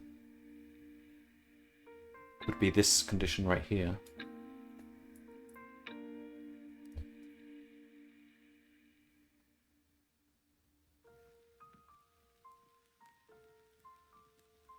Oh.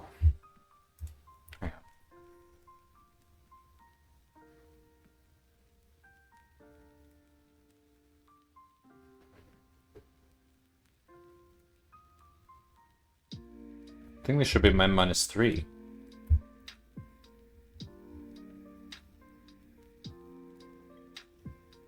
Yeah, should be n minus 3, not n minus 4. 1126. Yeah, it's just a bad indices.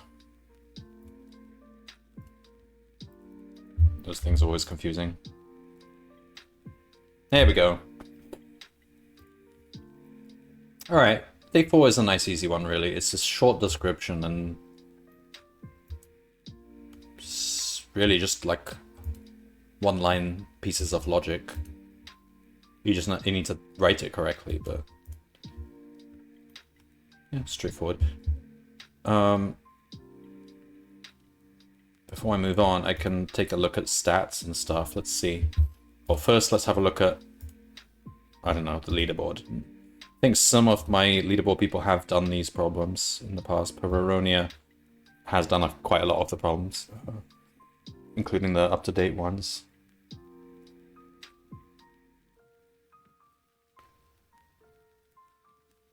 Okay. The stats for day 1. They solve them in like a minute or so. Yeah, I mean, that's what you expect, isn't it? Okay, that's not the stats I'm interested in. Where's the, Okay, well, this is the chart of...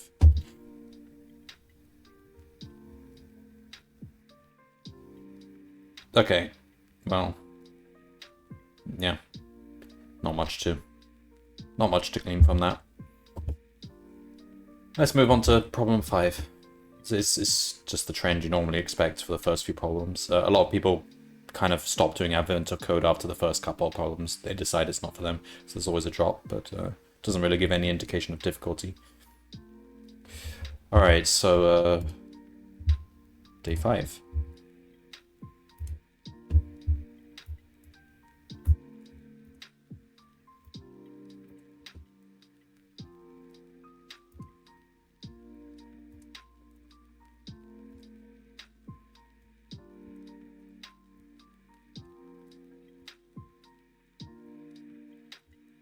Hang on, just checking a couple of things.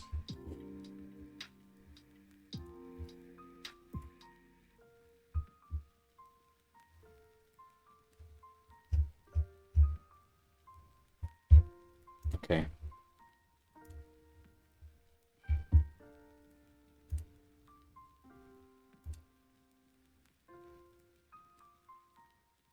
Alright then. Sunny with a chance of asteroids. 1 second.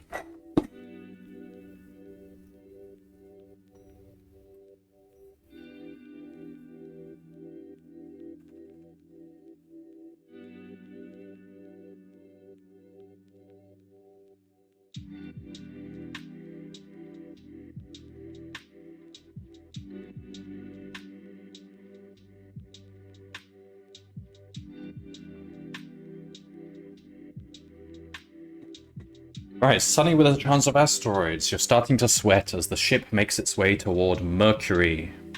Why are we going to all these planets again? Let's check the lore here. He's stranded at the edge of the solar system. So we're going to visit all the planets to get to him? Ah, so these are the orbit paths. Okay. Fine. The elves suggest that you get the air conditioner working by upgrading your ship computer to support the thermal environment supervision terminal. The test abbreviation starts by running a diagnostic program. The test diagnostic program will run on your existing int code computer after a few modifications. So we've got to reuse this, do we?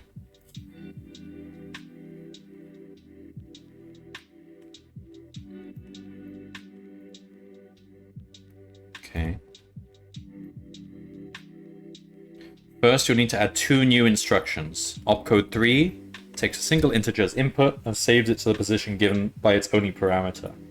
For example, the instruction 350, take an input value and store it at address 50. Output 4 outputs the value of its only parameter. For example, the instruction 450 would output the value at address 50.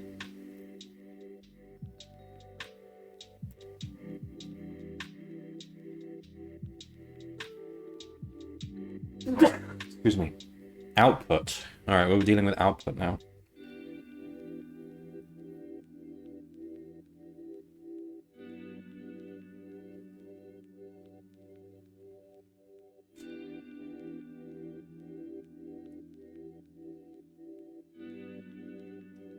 Alright. Programs that use these instructions will come with documentation that explains what should be connected to the input and output. The program 304099 outputs whatever it gets as input, then holds.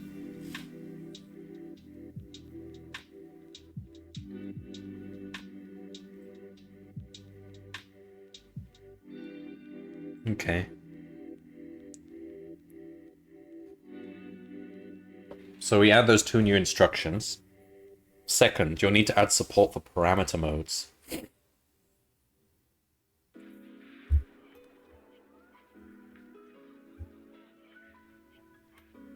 Shall I just do these step by step so that we don't have to think about too much?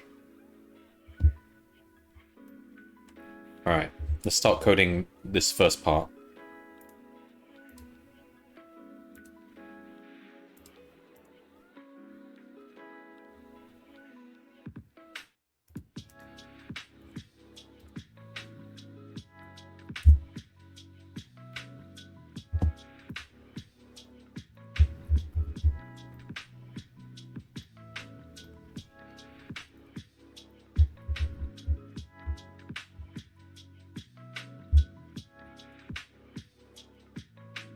So, want to copy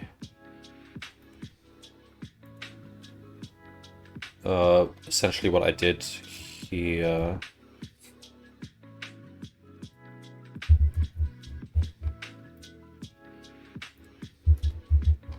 Right, so we, as before, we get the program like this.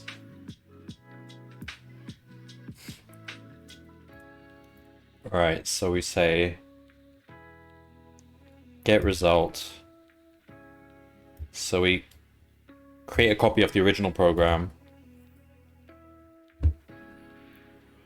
I assume we might not do this with A and B. We'll figure it out later. We do this, this. Okay. So the opcodes. If it's 99, we break.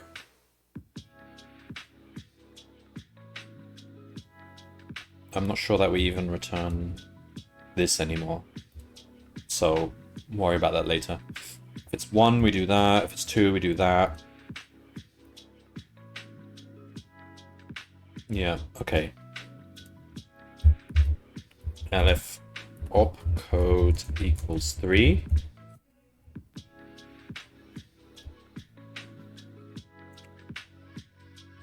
Alright, so 3 says... also, we're taking different amounts of parameters now, so instead of doing this...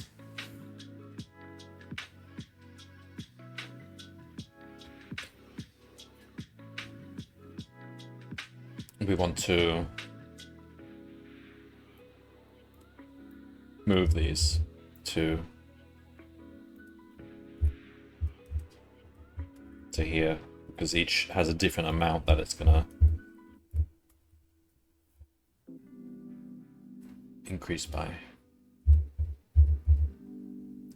Alright.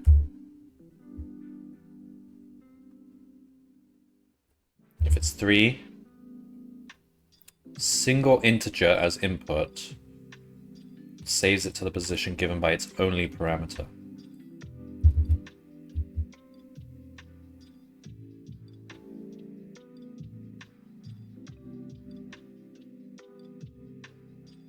We'll take an input value and store it at address 50.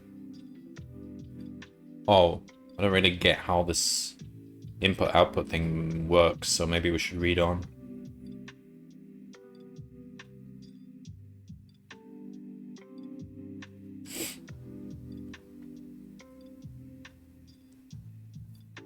Alright, we'll carry on reading. I think I need to understand this more. Alright, parameter modes. It seems like this you'd actually do first before you do this, because this needs the next bit. Okay. Each parameter of an instruction is handled based on its parameter mode. Right now, your ship computer already understands parameter mode 0, position mode, which causes the parameter to be interpreted as a position.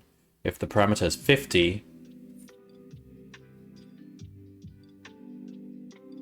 its value is the value stored at address 50 in memory. Yeah.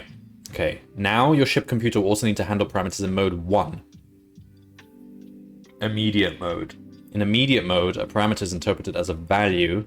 If the parameter is 50, its value is simply 50. Okay. Parameter modes are stored in the same value as the instruction's opcode. The opcode is a 2-digit number based only on the 1s and 10s digit of the value. That is, the opcode is the rightmost 2 digits of the first value in an instruction.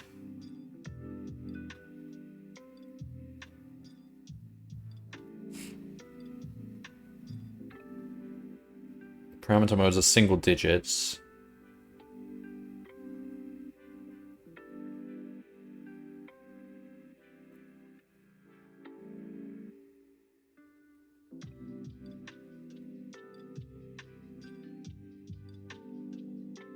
Okay. Read right to left from the opcode.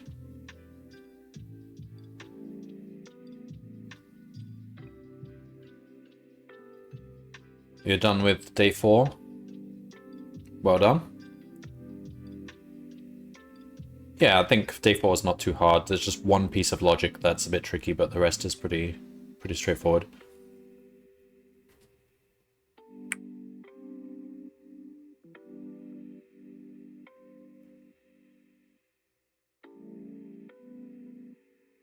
So the parameter mode is a single digits, one per parameter. Read right to left from the opcode.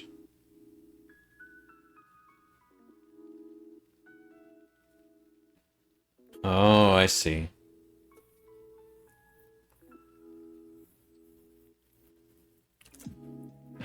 The first parameter's mode is in the hundreds digit, second parameter's mode in the thousands digit, and so on. Any missing modes are 0. It's confusing. Okay, fine.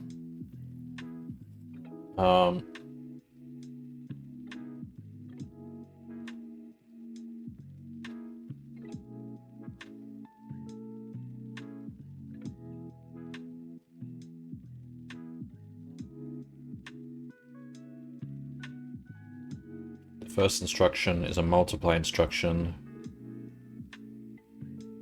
Yeah, I get it, I guess. Alright, well...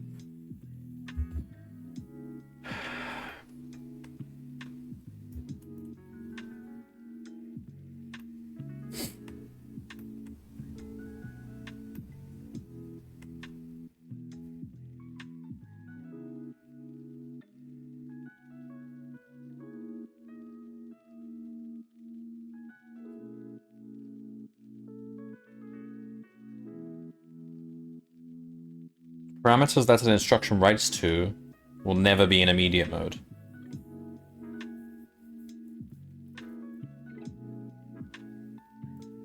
Okay. It's important to remember that the instruction pointer should increase by the number of values in the instruction. Yeah, okay. It just can be negative. Yeah, sure. The test diagnostic program will start by requesting from the user the ID of the system to test by running an input instruction. Provide it 1, the ID for the ship's air conditioner unit.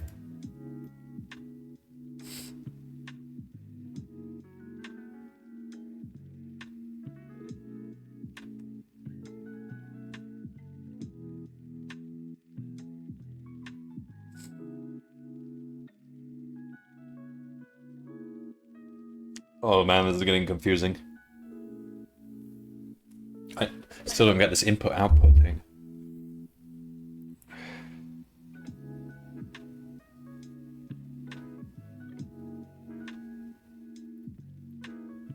I need to day 2. Yeah, you do need to do day 2 before day 5.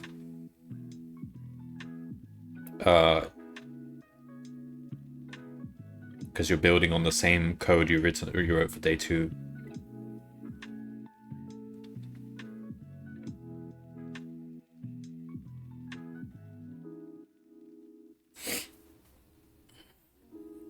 Then perform a series of diagnostic tests confirming that various parts of the encode computer like parameter modes function correctly. For each test, it will run an output instruction indicating how far the result of the test was from the expected value, where 0 means the test was successful. Non-zero outputs mean that a function is not working correctly. Check the instructions that were run before the output instruction to see which one failed. Finally, the program will output a diagnostic code and immediately halt.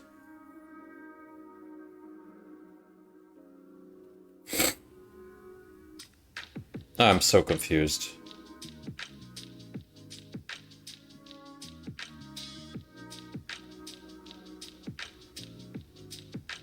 What diagnostic code does the program produce?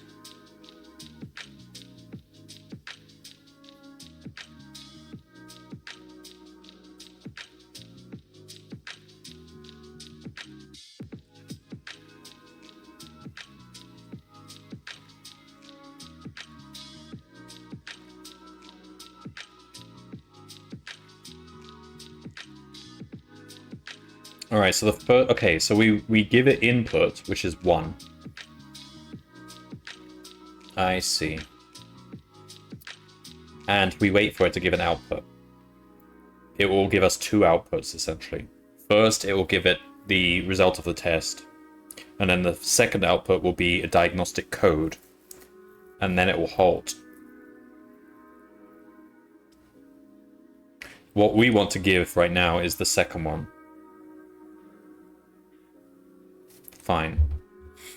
Oh man, it's quite a lot to take in here. So basically we change this. We don't use this anymore. Instead we have a thing called I don't know. We don't want to call it input. Just say I. No, not I. Just in. Call it imp.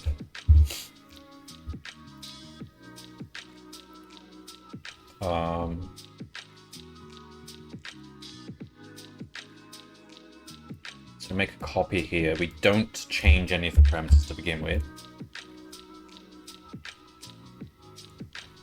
So while true,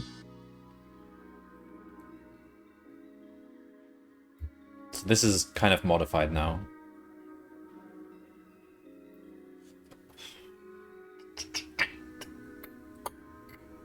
Okay. Let's say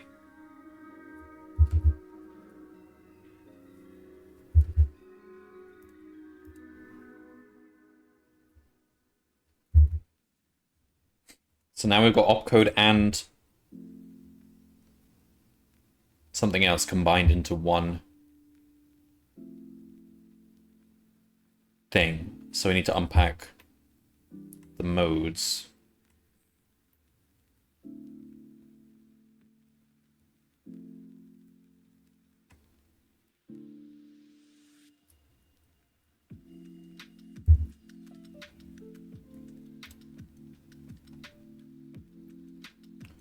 Okay, so opcode is temp program, so it's going to be let's say turn that to a string and just take the last 2 values. That's the opcode. And then these are all going to be strings. Might as well just keep them as strings because they shouldn't be interpreted as an integer really.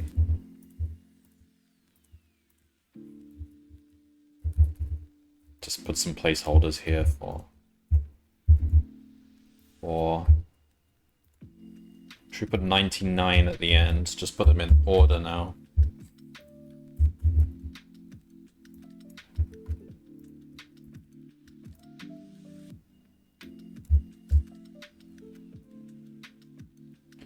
Okay.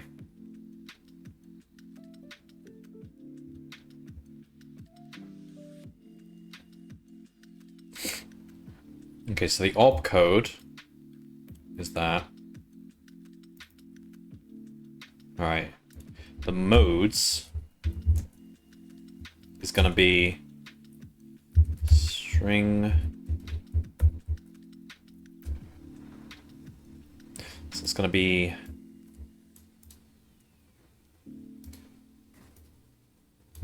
this, but we want everything up to the last 2 digits. And then we kind of want to turn it around, reverse it. So the modes, that will give us the modes. And it'll be a series of strings, so we need to unpack that.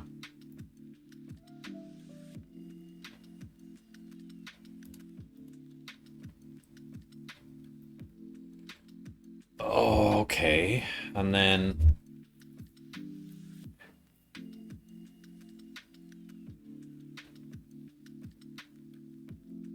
all right, so we're going to need a helper program here. Define get, let's say get val. So it's going to take parameters. Oh, how are we gonna do this? No.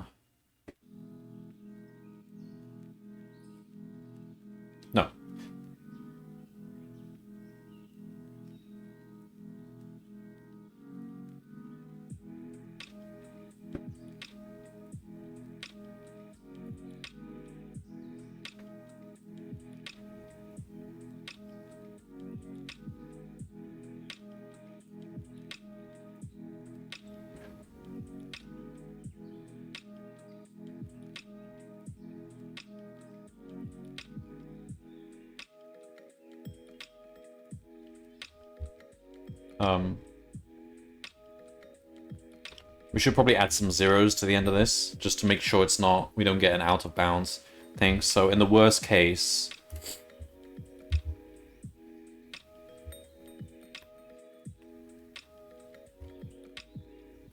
we would have, so in addition, you've got two numbers to add and then the result where you put them.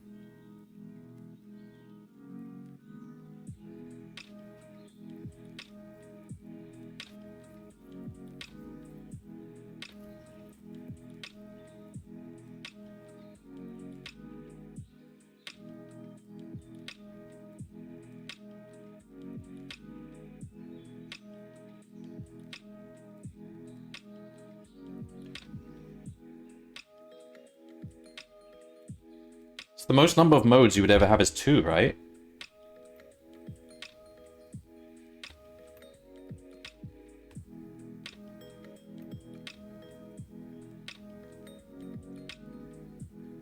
No, it said third parameters mode. Why would there ever be a third? Any missing modes are 0.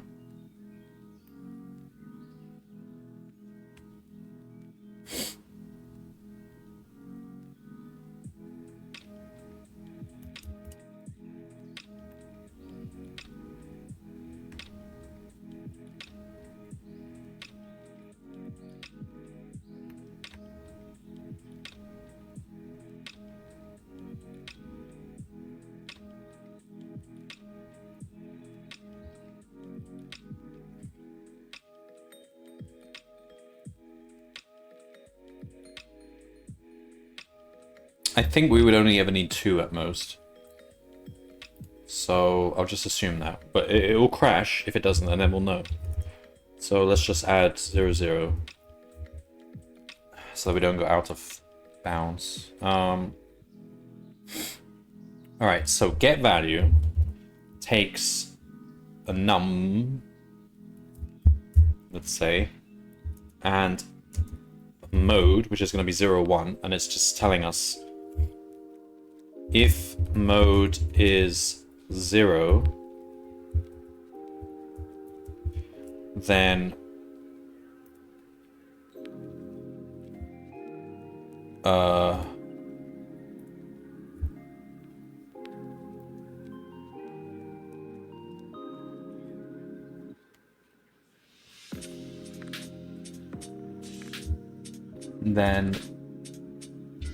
we return whatever's at the address. So it's going to be program num, else elif mode is 1, just in case there's new modes introduced later on. Return just the value itself, right? So this helper program is what we use. So now all of these can be changed. We can say, so for addition,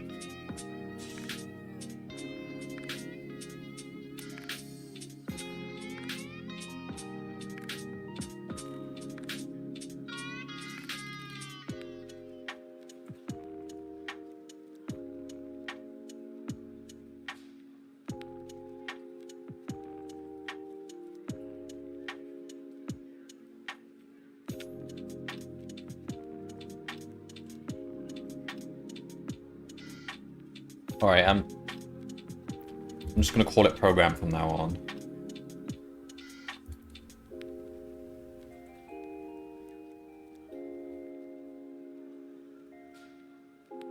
Or should we just call it P, because this is getting so wordy. We'll just call it P. Key.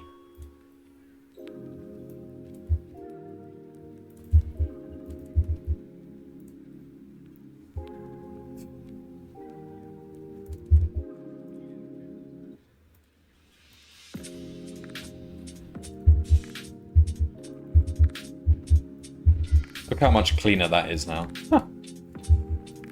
Replace all these. I could do find and replace, but I'm doing it manually just to check everything. Okay. Right, so let's rewrite this one. So we're saying, so this stays the same because you can, if you're writing to a location, you always use the locations, not value. So this will change to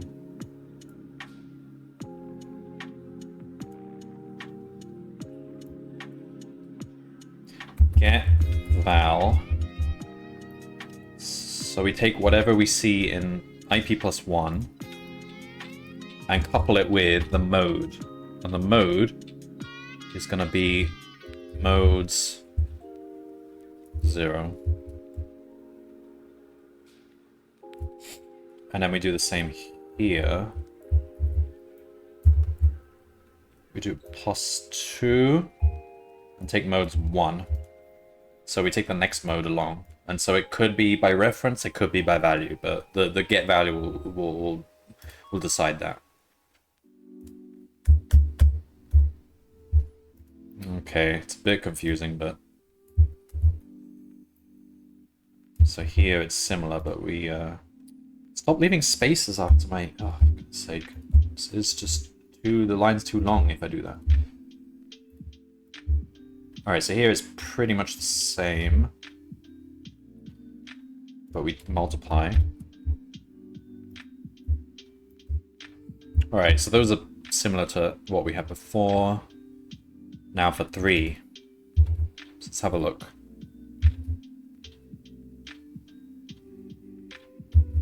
So opcode 3, so it takes the input and saves it to the position given by its only parameter.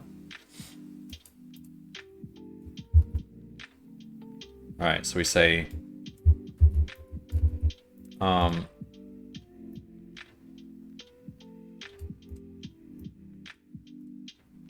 that's the location where stored. And we just take imp, which is what the number we were given to start with.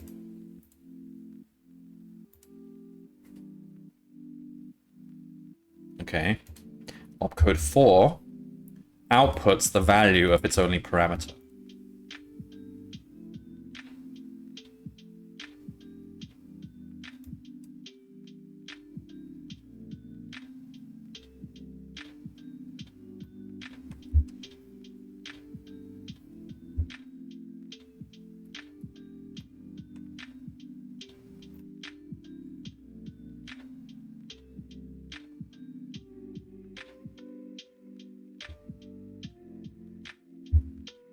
So, but we need to use get val, don't we? So we say,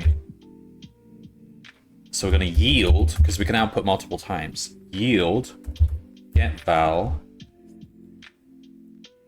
of so it's going to be key IP plus 1.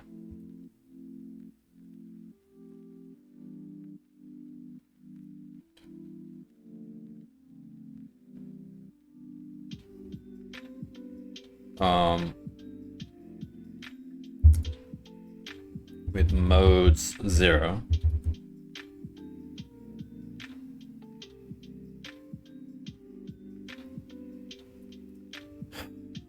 And just yield it. Okay, in 99 we break, and anything else is an error, but we also break. Okay. So we've got our program. Making a copy for this.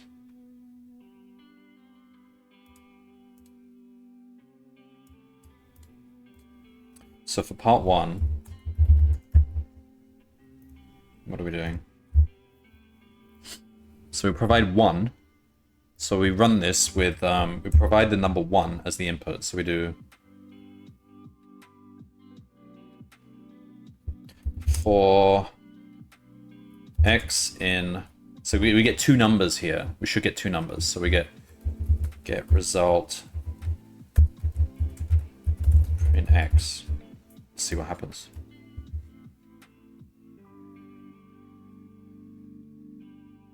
Oh, stop. One thing I need to do is increase the instruction pointer, otherwise we get infinite loop, like we just did. So here we add 2.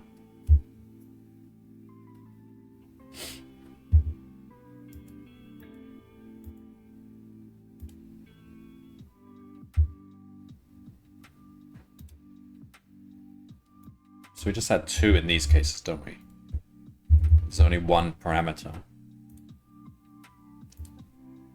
Okay, let's try.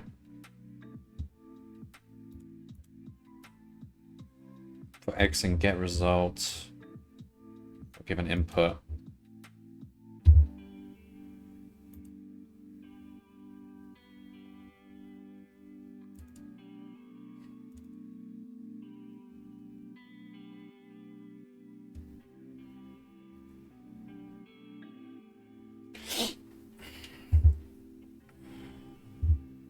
Okay, we're not getting any output. It's going to be a pain to debug this.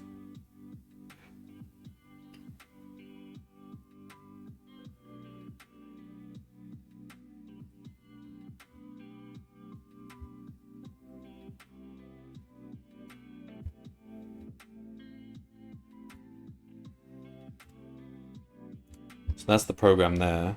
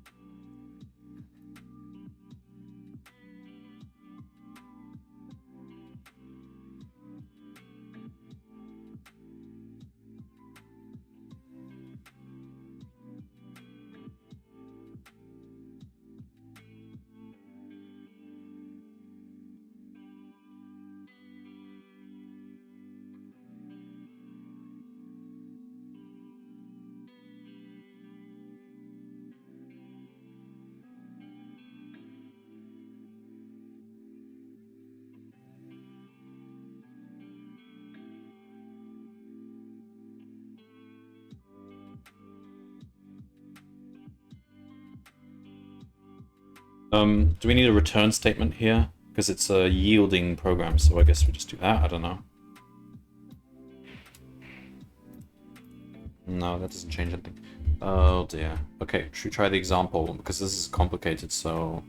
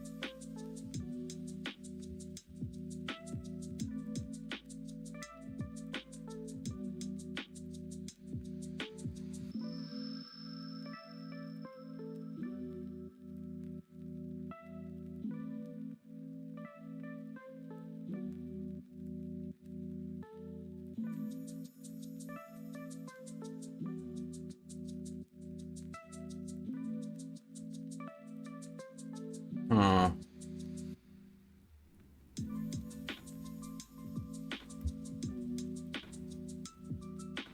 oh, damn. The opcode has leading zeros. I gotta get rid of those leading zeros. So actually, we should actually go back to using ints. It should actually be interpreted as an int. Because that will match.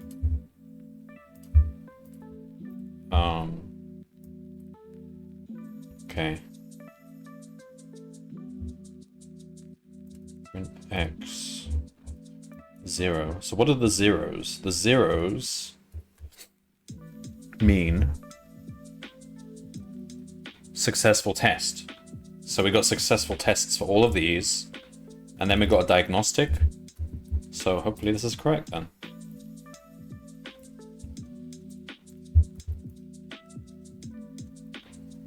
Correct. The air conditioner comes online. Yay! It's cold air, feels good for a while, but then the test alarms start to go off. Since the air conditioner can't vent its heat anywhere but back into the spacecraft, it's actually making the air inside the ship warmer. Yes, thermodynamics. It's a closed system, so the amount of entropy will only increase, right? Or the amount of heat will only increase. Instead, you'll need to use the test to extend the thermal radiators. What's that?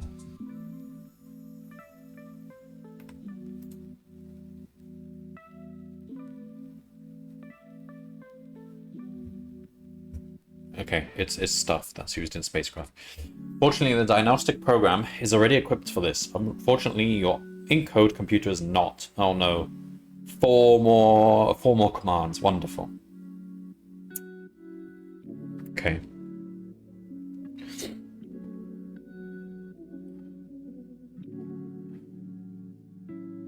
Like all instructions, these instructions need to support parameter modes as described above.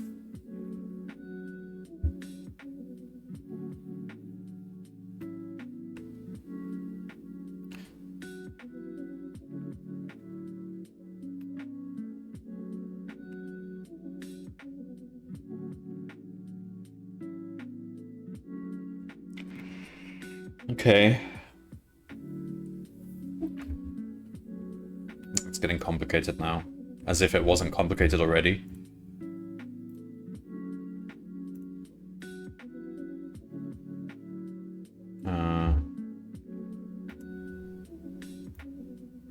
How long is the stream been going? 2.5 hours? Okay, this is the last problem. And then I'm gonna sign off.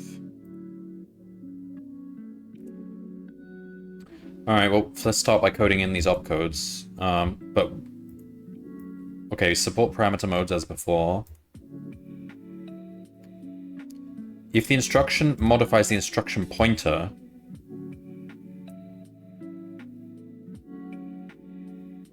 that value is used and the instruction pointer is not automatically increased. But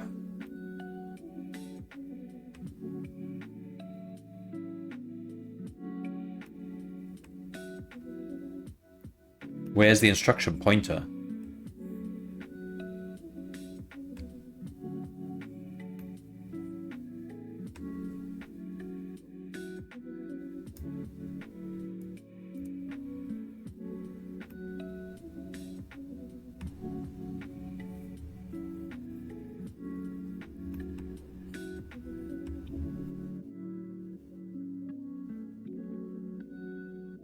Ah, yeah, it's actually set specifically by certain commands. Interesting.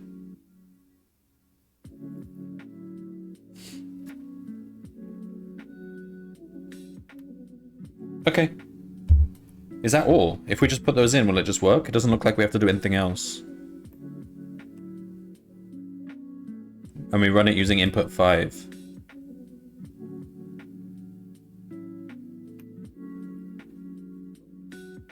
Okay, should just work if we do it correctly.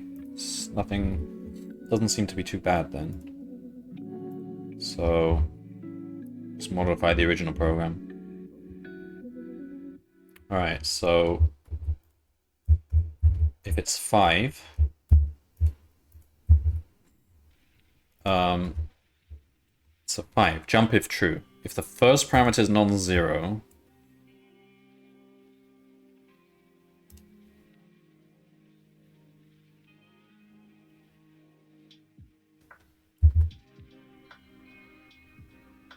so there's 2 parameters.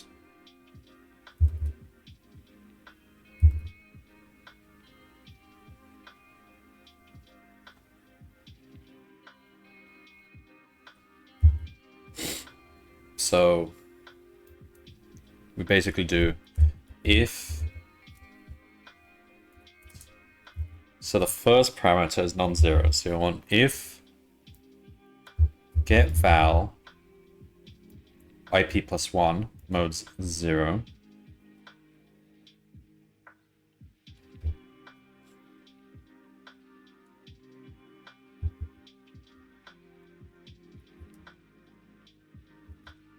is not equal to 0,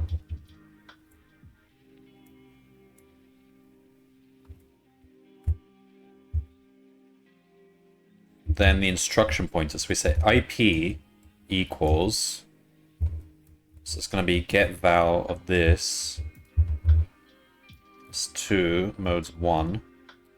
See, all this manual changing of indices is probably should have been handled by get val, but whatever.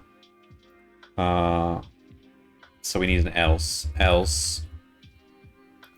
IP plus equal 3. So skip over the opcode and those 2 parameters. Okay, that's opcode 5. Opcode 6. What have we got? Jump if false. If the first parameter is 0, it sets the instruction pointer to the value from the second parameter. Otherwise it does nothing, so it's almost exactly the same. That's just equals 0. Nice and easy. If the first parameter is 0,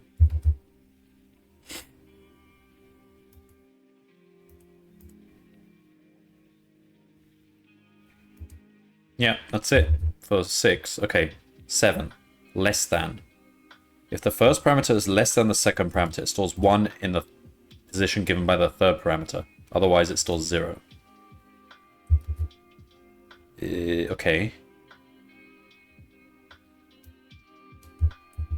So it's basically like addition in terms of numbers of parameters. So we can take this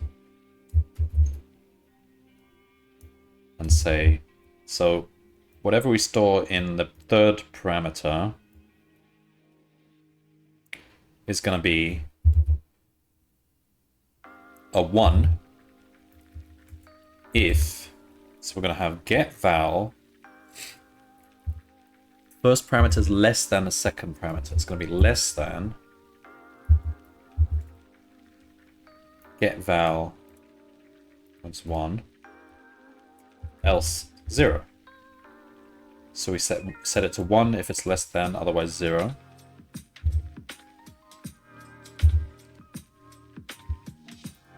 And IP plus equal 4, because there's 3 parameters. And then 8.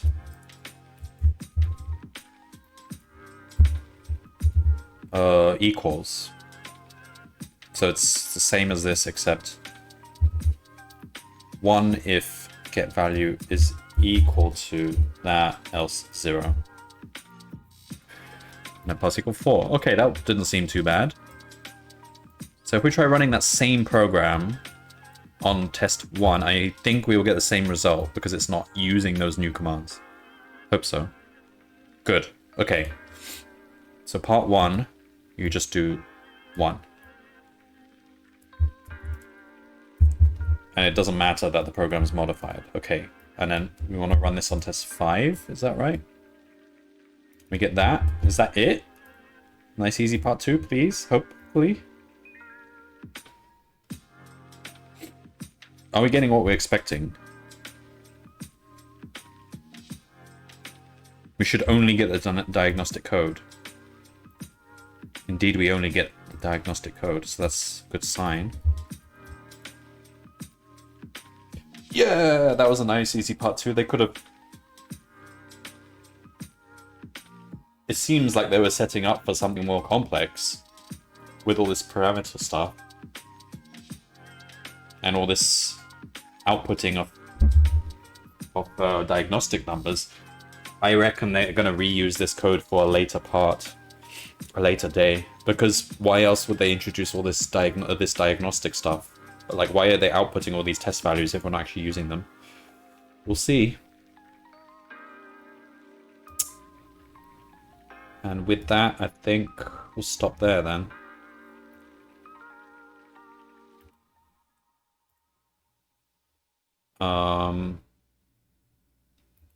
So that was 5 days done. 1/5 of the way there, 20%. In how long? 2.5 hours, roughly. So like half an hour per problem. I think that's fine. Later on, it'll become like several hours for a problem. That's how it was in previous years. So we can see we're starting from Earth. We've gone to Venus. And we've gone to Mercury. Take a sneak peek of 6.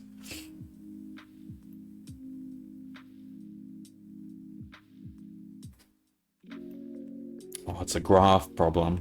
Oh, I'm tempted to do another problem. Shall I? Shall I do one more?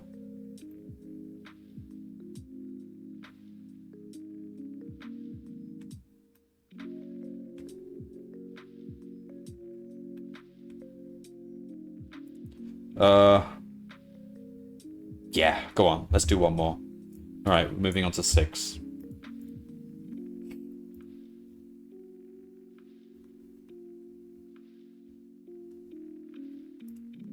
Day 6.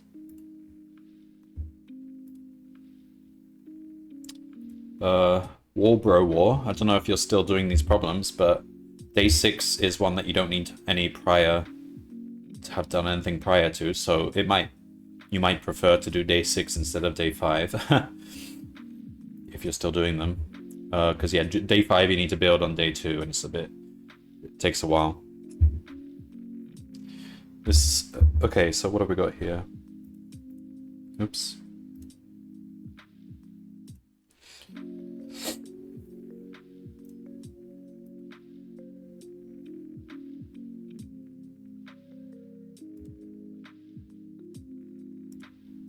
Alright, day 6, Universal Orbit Map. You've landed at the Universal Orbit Map facility on Mercury. Because navigation in space often involves transferring between orbits, the orbit maps here are useful for finding efficient routes between, for example, you and Santa. You download a map of the local orbits, your puzzle input. Okay. Interesting. Except for the universal center of mass, COM, every object in space is in orbit around exactly one other object.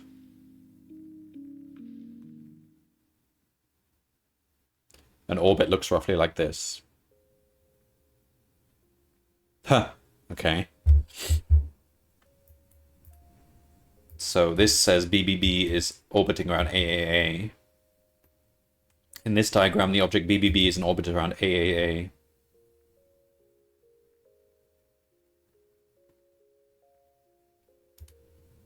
Okay. Before you use your map data to plot a course, you need to make sure it wasn't corrupted during the download. To verify maps, the Universal Orbit Map facility uses orbit count checksums. The total number of direct orbits and indirect orbits. Ooh, okay. Whenever A orbits B and B orbits C, then A indirectly orbits C. So first we want to build a direct graph, and then we want to do something with that, I guess.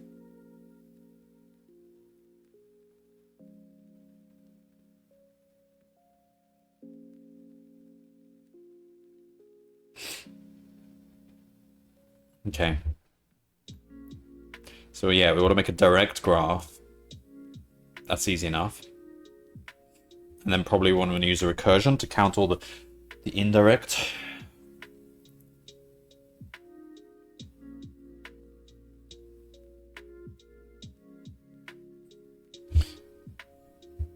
All right, so we've got D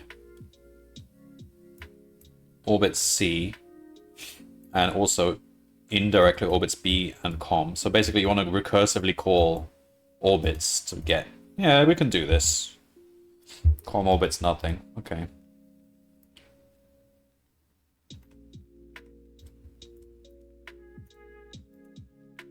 Okay, first let's make our graph.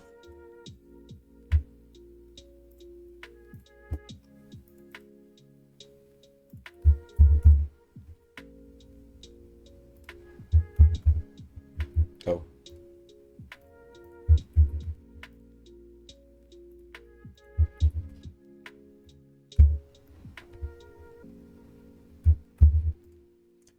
Alright. So basically we just want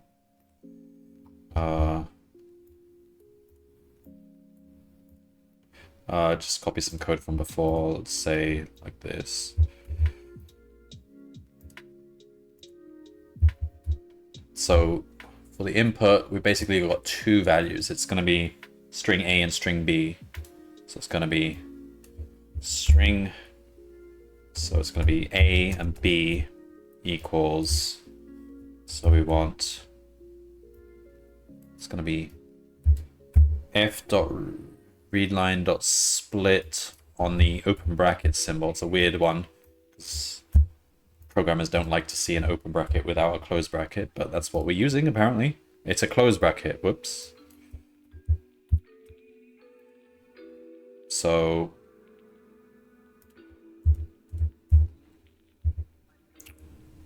in our graph, I'm going to create a class graph.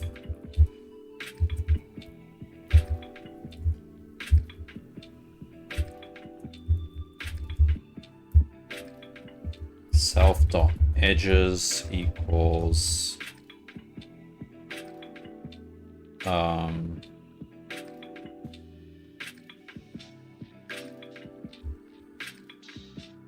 right, I want to import default dict here. Very useful library. It's just a dictionary with sensible defaults. So we're gonna do default dict on a set. No. Yeah, set. So a string gets mapped to a set of all strings which it orbits. Yeah. So these are its children in the graph. So G equals graph.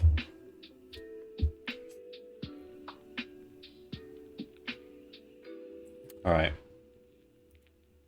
So A, B, so basically we do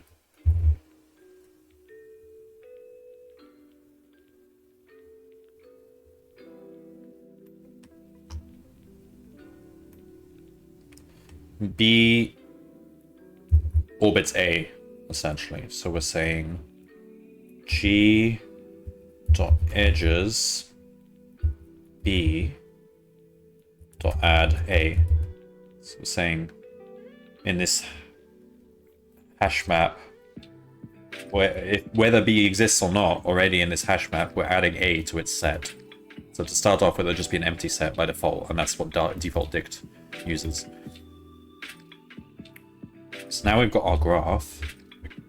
We could try printing the graph. Okay. Print graph.edges.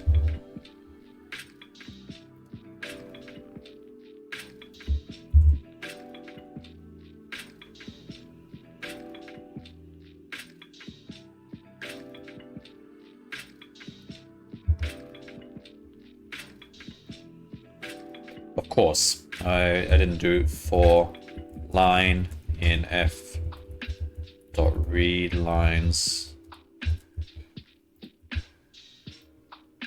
We didn't get all of them. Also, dot strip dot split, because we're using strings. We want to get rid of the new line characters.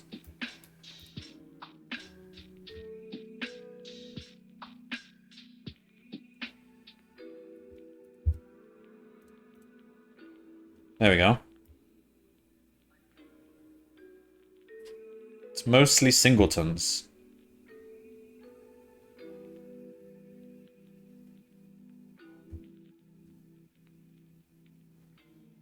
Is it just one chain? Can't be right.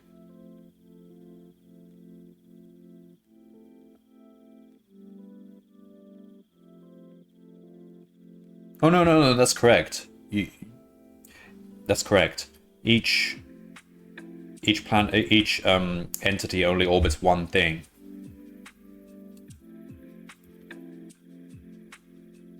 Yeah. If you go backwards, each thing is orbited by multiple things, possibly. But we're going in the direction of orbiting, right? So now,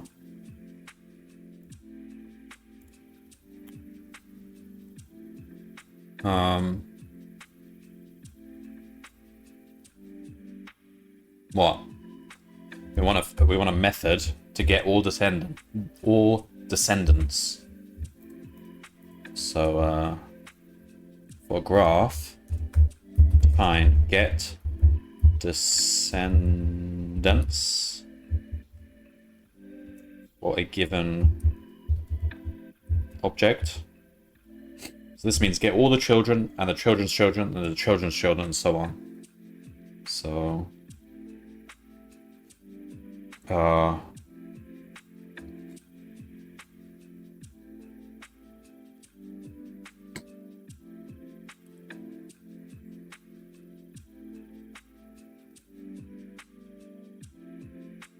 we just want the number, don't we?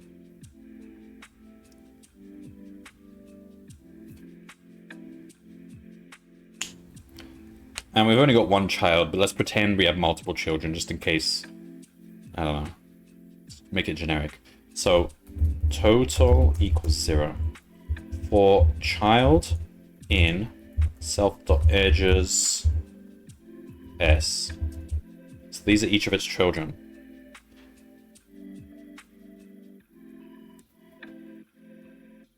We're gonna add 1 for the child,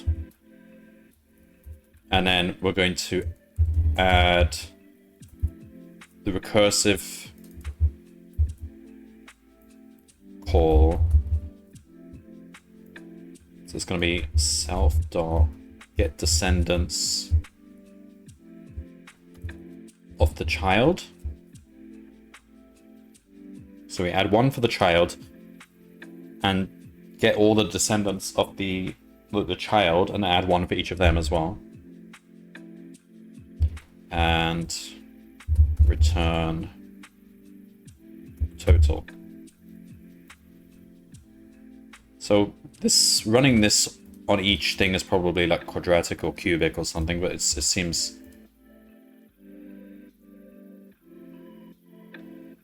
Oh,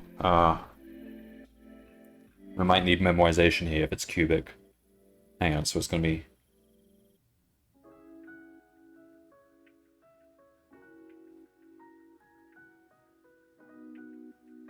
No, it's going to be quadratic. It'll be fine. So,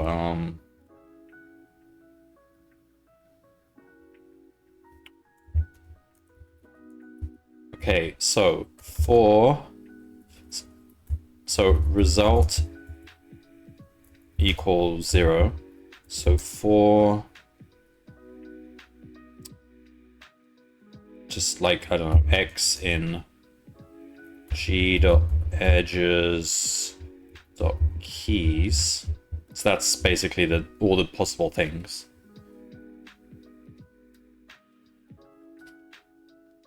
That have children. We want result plus equal g.get descendants x. So some things will be counted multiple times because they're indirectly descendants of other things. Print result, is that it?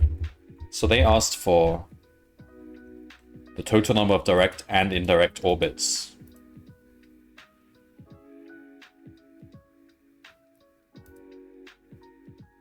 Which is basically what get descendants gives. So let's try running that.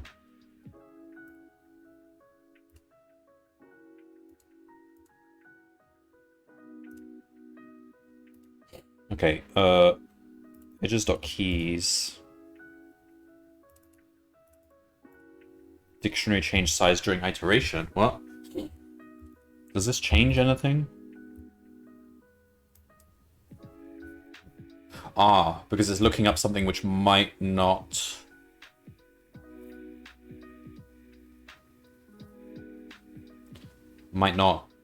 exist in edges, so it creates a new entry.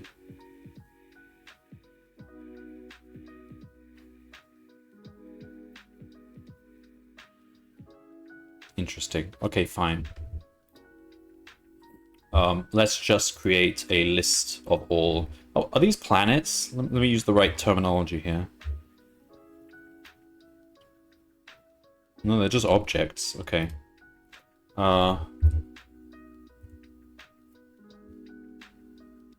Let's say objects equals set objects.add A, objects.add B. Alright, so now we know all possible objects.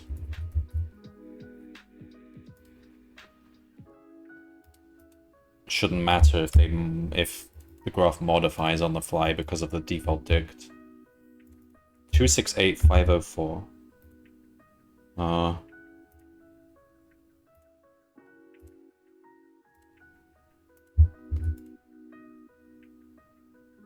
Correct. Now you just need to figure out how many orbital transfers you need to get to Santa. You start at the object you are orbiting. Your destination is the object San is orbiting. An orbital transfer lets you move from any object to an orbital object orbiting or orbited by that object. So it's bidirectional graph, basically. Okay, so this is just breadth first search, isn't it? For example, suppose you have the following map. Right, we want to make a digraph out of what we have currently. So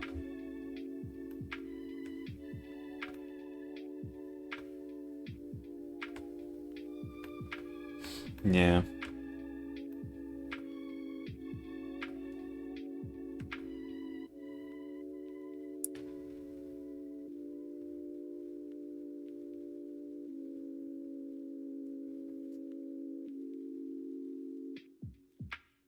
So you are in orbit around K, and San is orbit around I. So we want to find the distance from K to I, basically, using breadth first search. Alright. So I would be tempted to make a separate type of graph for this. Oh,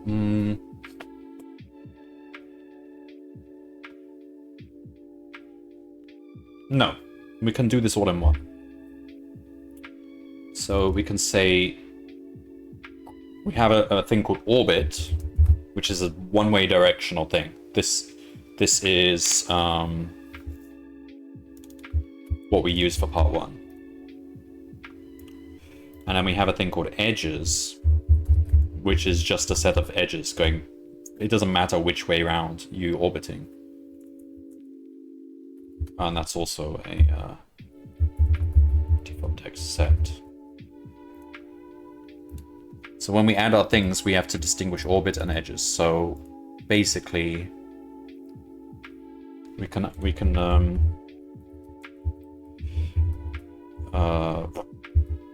define add orbit.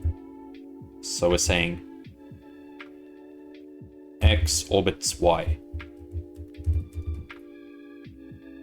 In this case, self.orbit x.add y.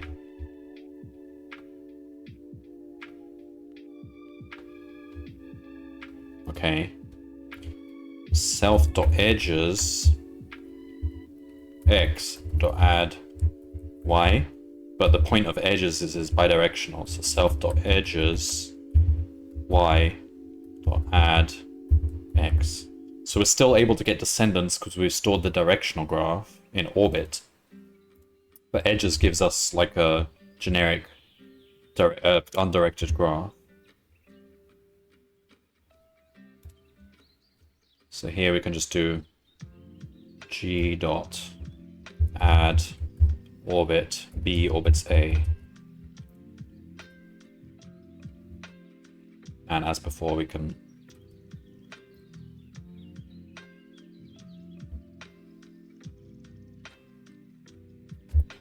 get all objects. Okay. So the graph is, don't need to create a new graph.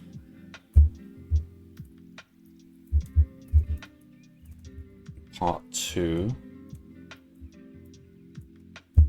So there should be a something called U. Oh, I see.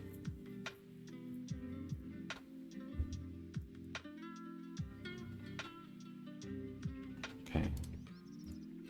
And then there should be something called sand.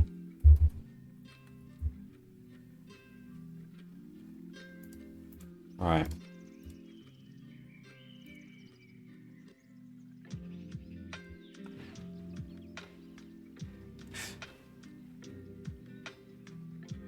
So we want to get the start point. That's where we are. U. So start equals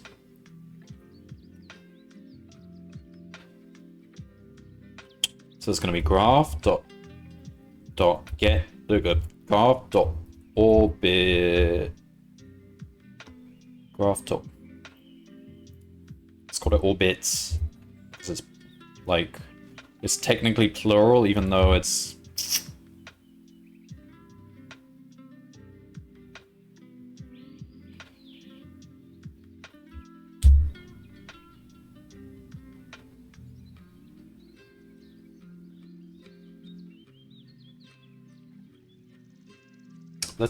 let's tighten this down. So let's say orbit must be one thing, one and only one thing. So orbit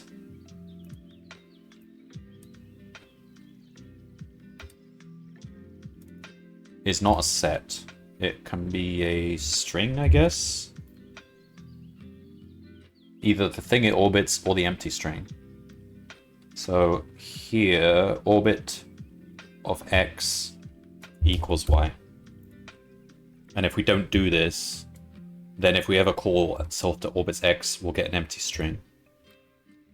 All right, we might need to change a couple of things now.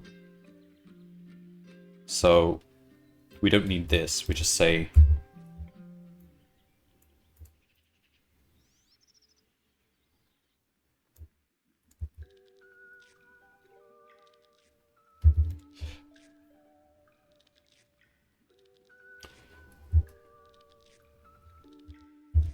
if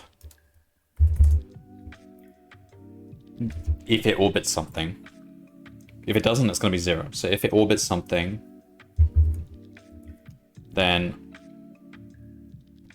total plus equal 1 for that thing, and total plus equal self.descendants of its whatever it's orbiting.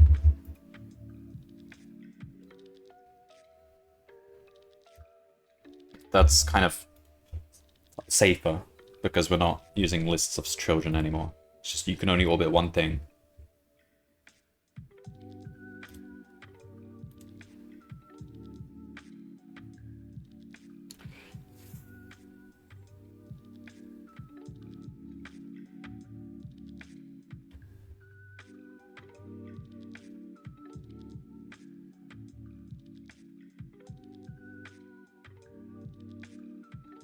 I mean, if we're doing this, it makes more sense to not use default dict for that at all. This should just be a normal hash map.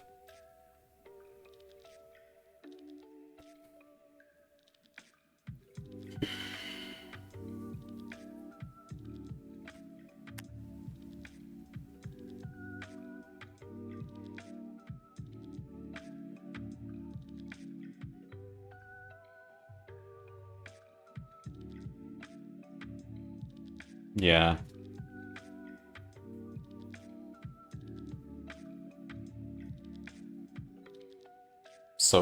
So this is just going to be a normal hash map now. So yeah, this stays the same. And here, so we want to say if s in self dot orbits. That means it orbits something. Otherwise, don't do anything. Yeah, okay. Let's make sure we get the same result. 268.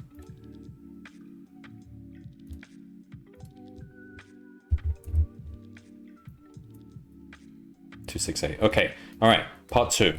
Start equals g dot orbits. Now we can just do this one-liner here. U. Goal equals g dot orbits san. Print start goal. Nice. Now finally we just want a method that finds the distance between them.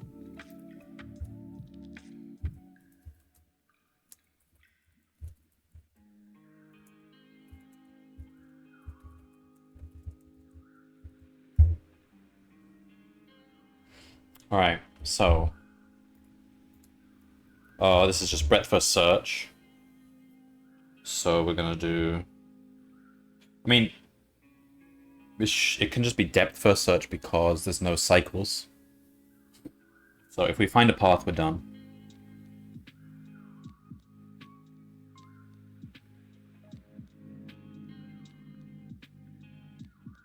No, because depth first we don't normally...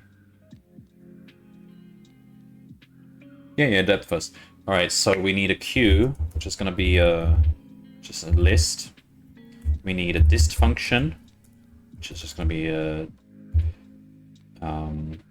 hash map, which, so we start off with that start, whose distance is 0. While there is stuff on the queue, current equals queue dot pop.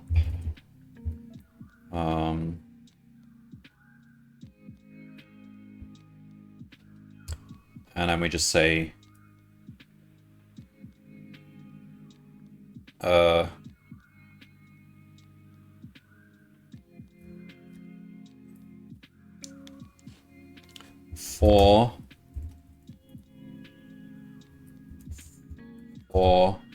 neighbors in self.edges current. That gives us all the neighbors of current. If for neighbor in, if neighbor in dist, that means we visited it already, so skip that one. So we've got a new neighbor.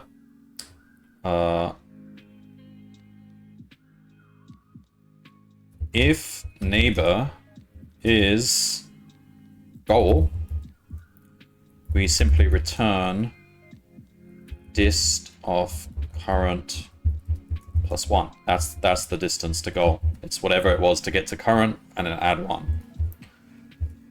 Otherwise, if we got this far, we just put it into the queue. So we say dist of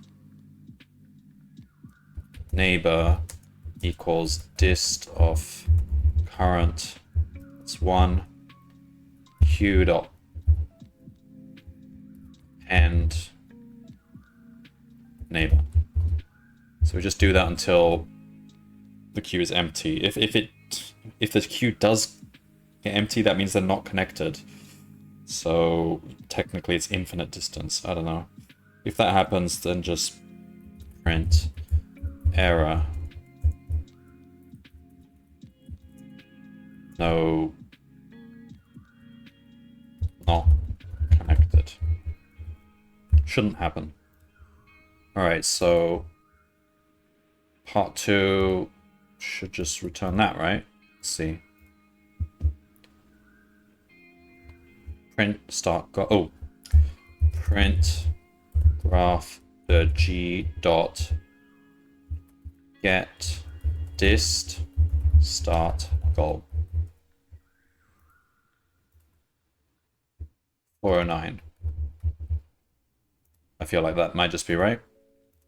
It's like if it found something, then the only thing I could get wrong maybe is I'm one off, but we'll see. Correct. Nice. Okay. Nice. Graph problem. That's like the most basic fundamental graph problem. Find the distance between 2 points. Because everything else kind of builds up on that concept. Once you know how to find distance between 2 points, you can do a lot of other things. It's just graph traversal, and depth first search is the most basic distance function, because it doesn't worry about the fact that you can reach a destination via multiple different paths. In this case, there's only one path you could ever reach a point from, so the moment you find it, you found the shortest path. But in general, it's not correct. You have to use breadth first search to get the general case correct distance. And if your edges are not distance 1 each, then you have to use Dijkstra's algorithm, whatever. And if it's a really, really, really, really complex graph, then you should probably use A*, because you need to use some heuristics. But anyway, that was the most easy one. We probably will end up using Dijkstra's algorithm in some later problems.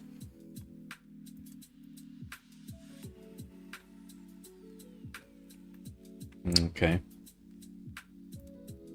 Alright, I'll finish there. Day 6 is done.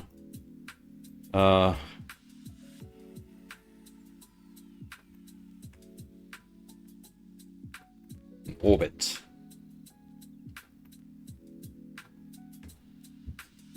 Elliptical orbits are... This is making me want to play Kerbal Space Program now, which goes into surprising amounts of mathematical depth with orbits, because you have like a... In Kerbal Space Program, like the key is really to understand the what is it? Like the apoptosis. I don't even know how to write it. Apoptosis. No, that's a biological thing. Orbit.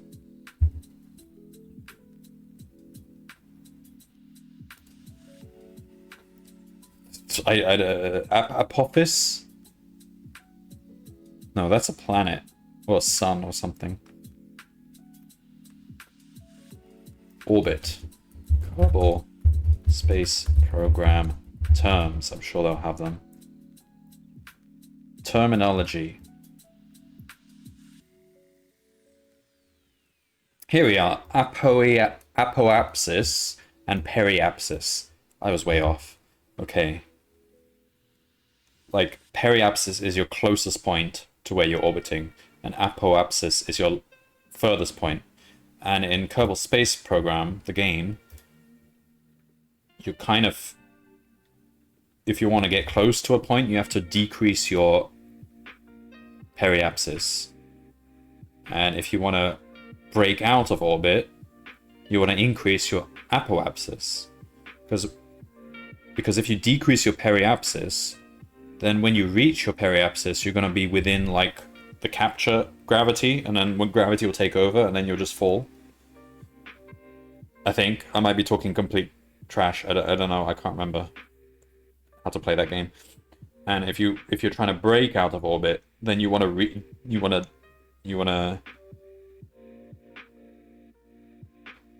increase your apoapsis. I don't know.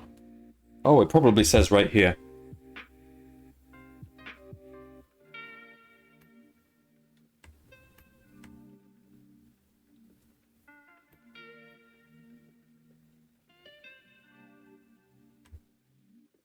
Prograde. Anyway, we're going way off topic. This is not needed for this problem, or any problems in Advent of Code, I'm sure. Check out the stats. All right, so we just did 5 and 6.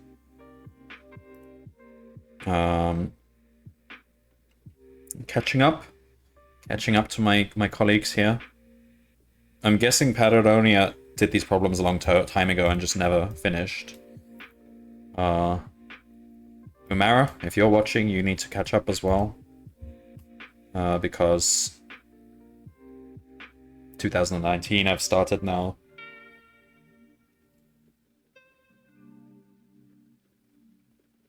Yep. So Captain Coda, well, yeah, he hasn't done them, so there's no point checking Captain Coda's leaderboard.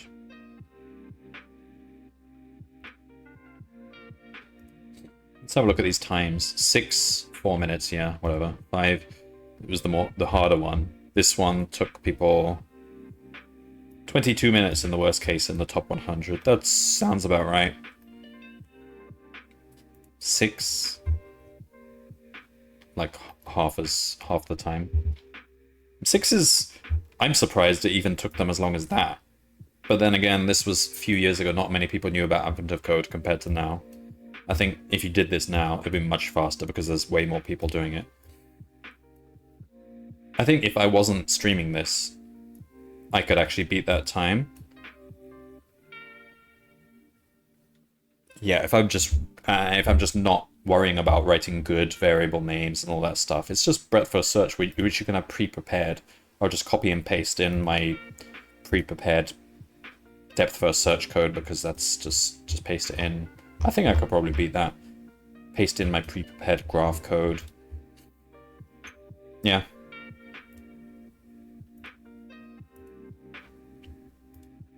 Should only take a matter of minutes. Okay. That's it then. So, I don't know when the next stream will be. If I can manage tomorrow, then I'll do it tomorrow. Otherwise, not sure yet. Maybe in a few days' time. But that's 1 to 6, and that's a good rate of days per stream. That's probably not going to be able to match that in any of the future streams. It's going to get harder.